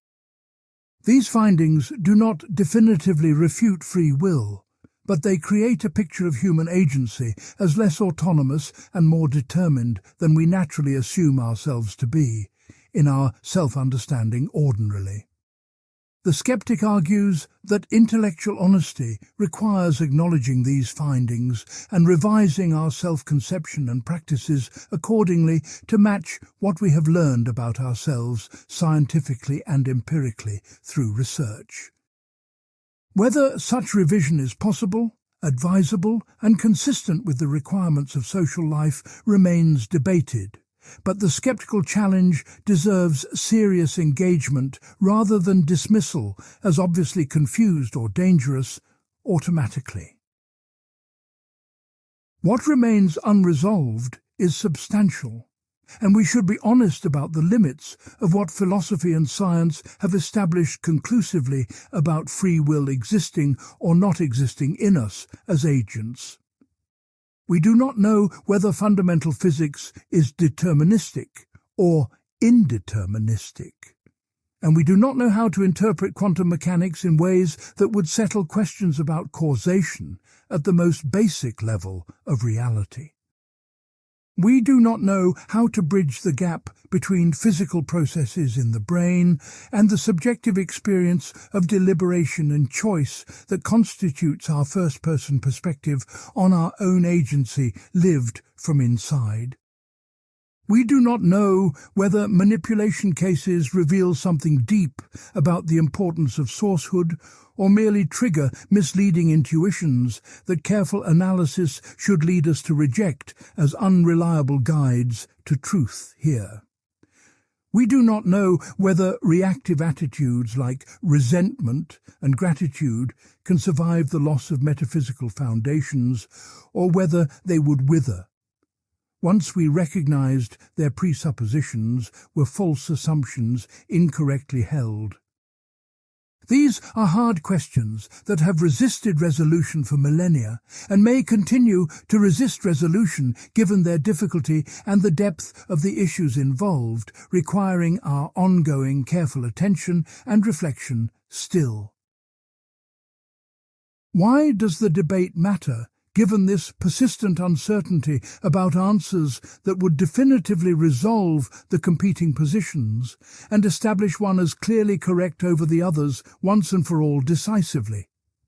It matters because how we understand ourselves shapes how we live, and the free will debate forces us to examine our self-understanding with rigor and honesty about what we actually know and believe truly.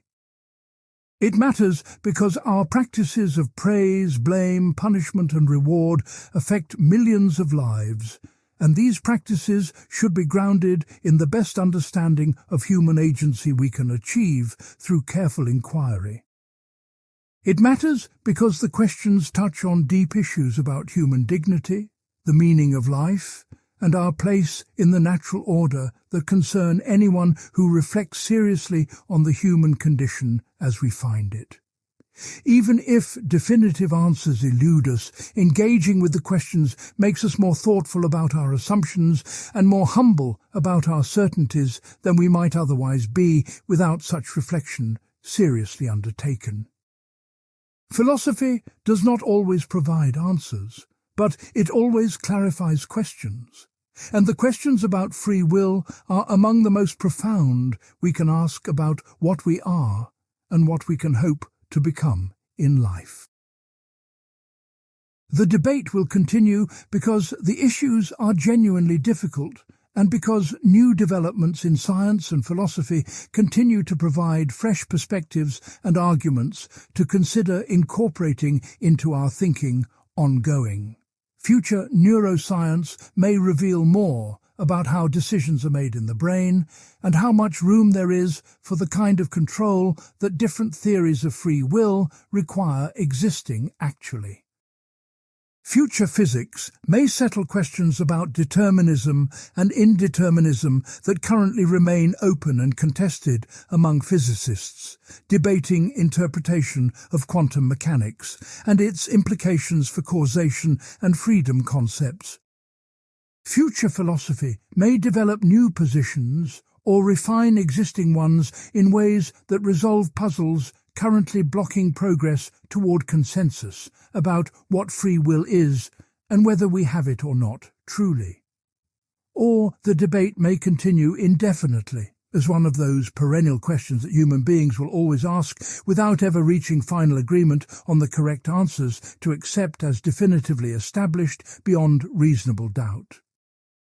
Either way, engaging with the debate seriously is part of what it means to be a reflective human being, taking seriously the question of who we are and how we should live our lives going forward into the future.